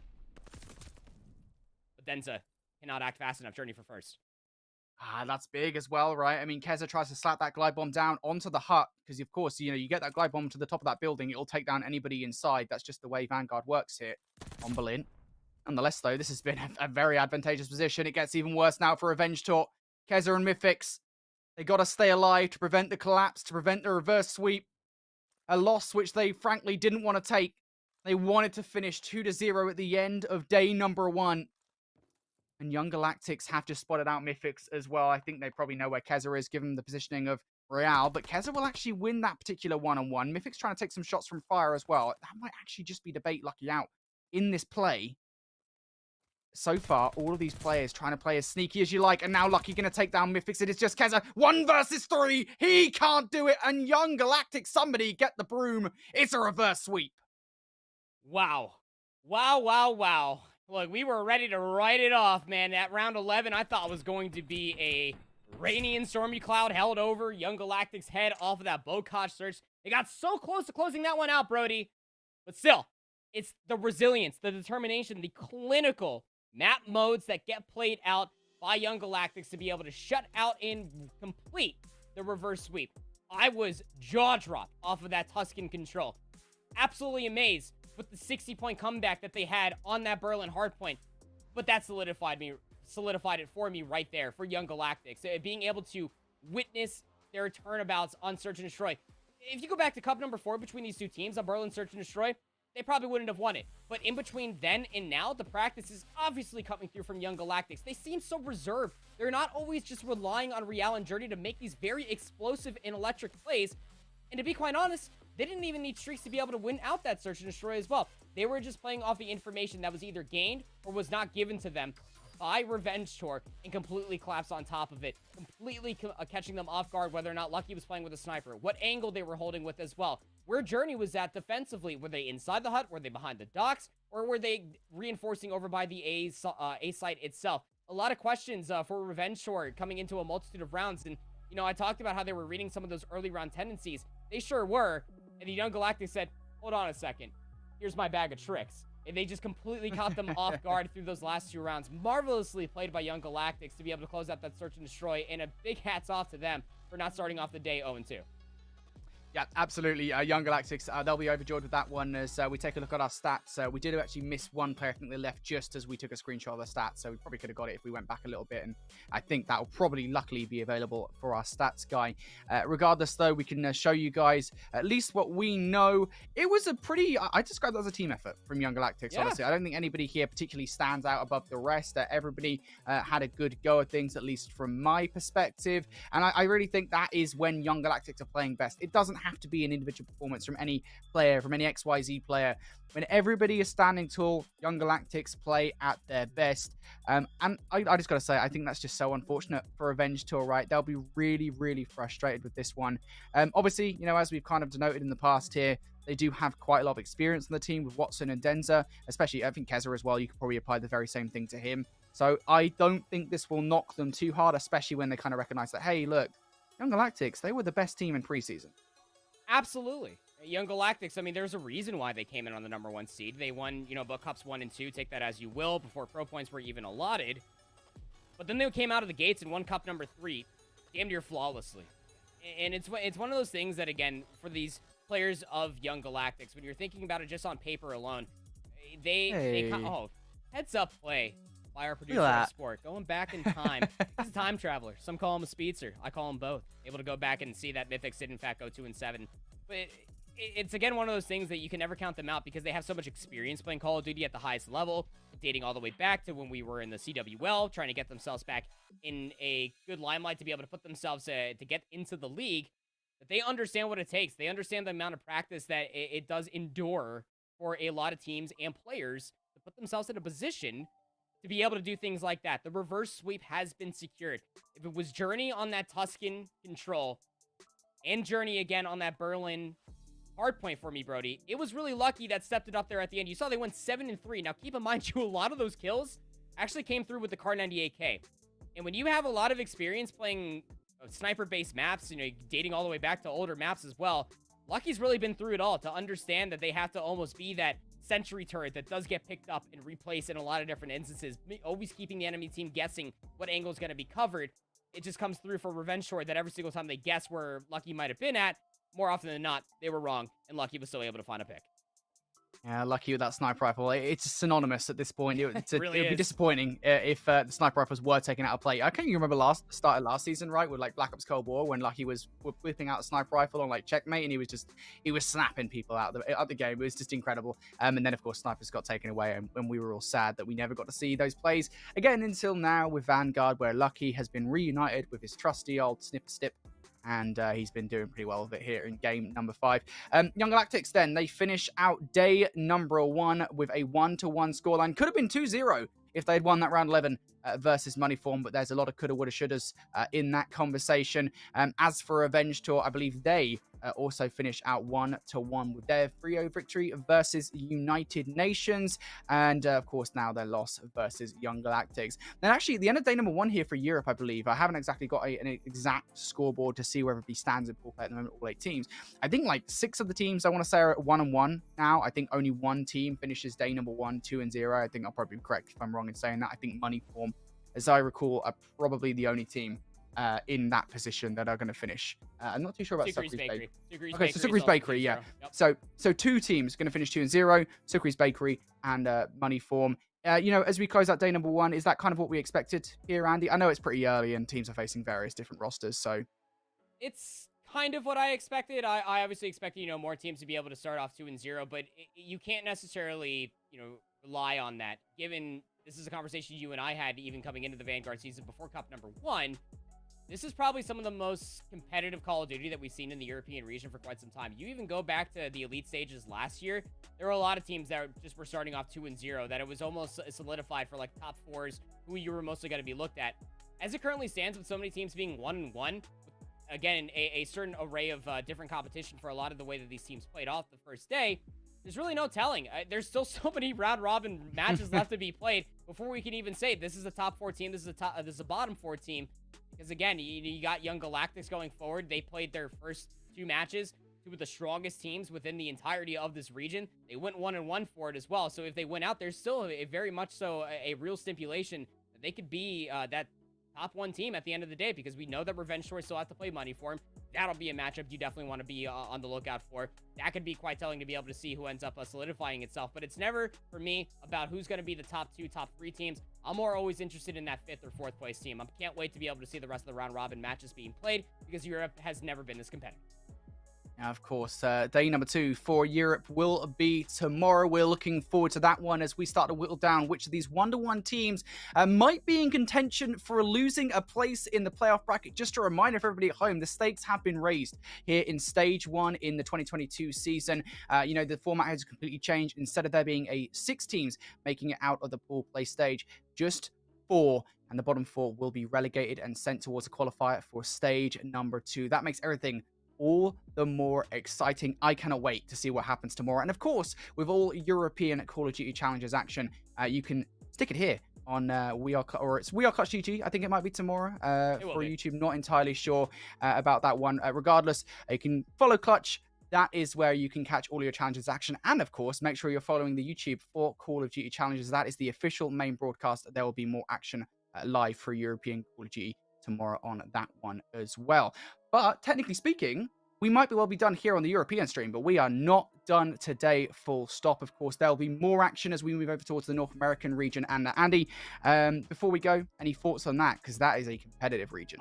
There were so many different upsets for North America during that elite qualifier that we had. The first and second seed, they had to pit against each other in the elimination bracket. Bear Claw completely caught everybody by surprise. Well, not me and Visions, of course. We were the ones that were almost expecting to be able to make it all the way through. You're never going to hear the end of it. The Noisy & Co.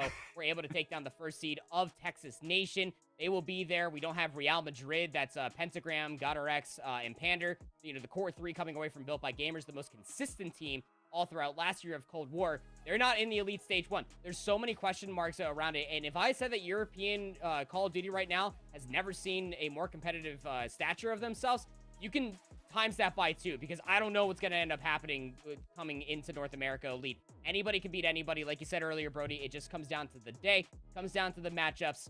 Don't know what to expect. Just be here to watch some good Call of Duty.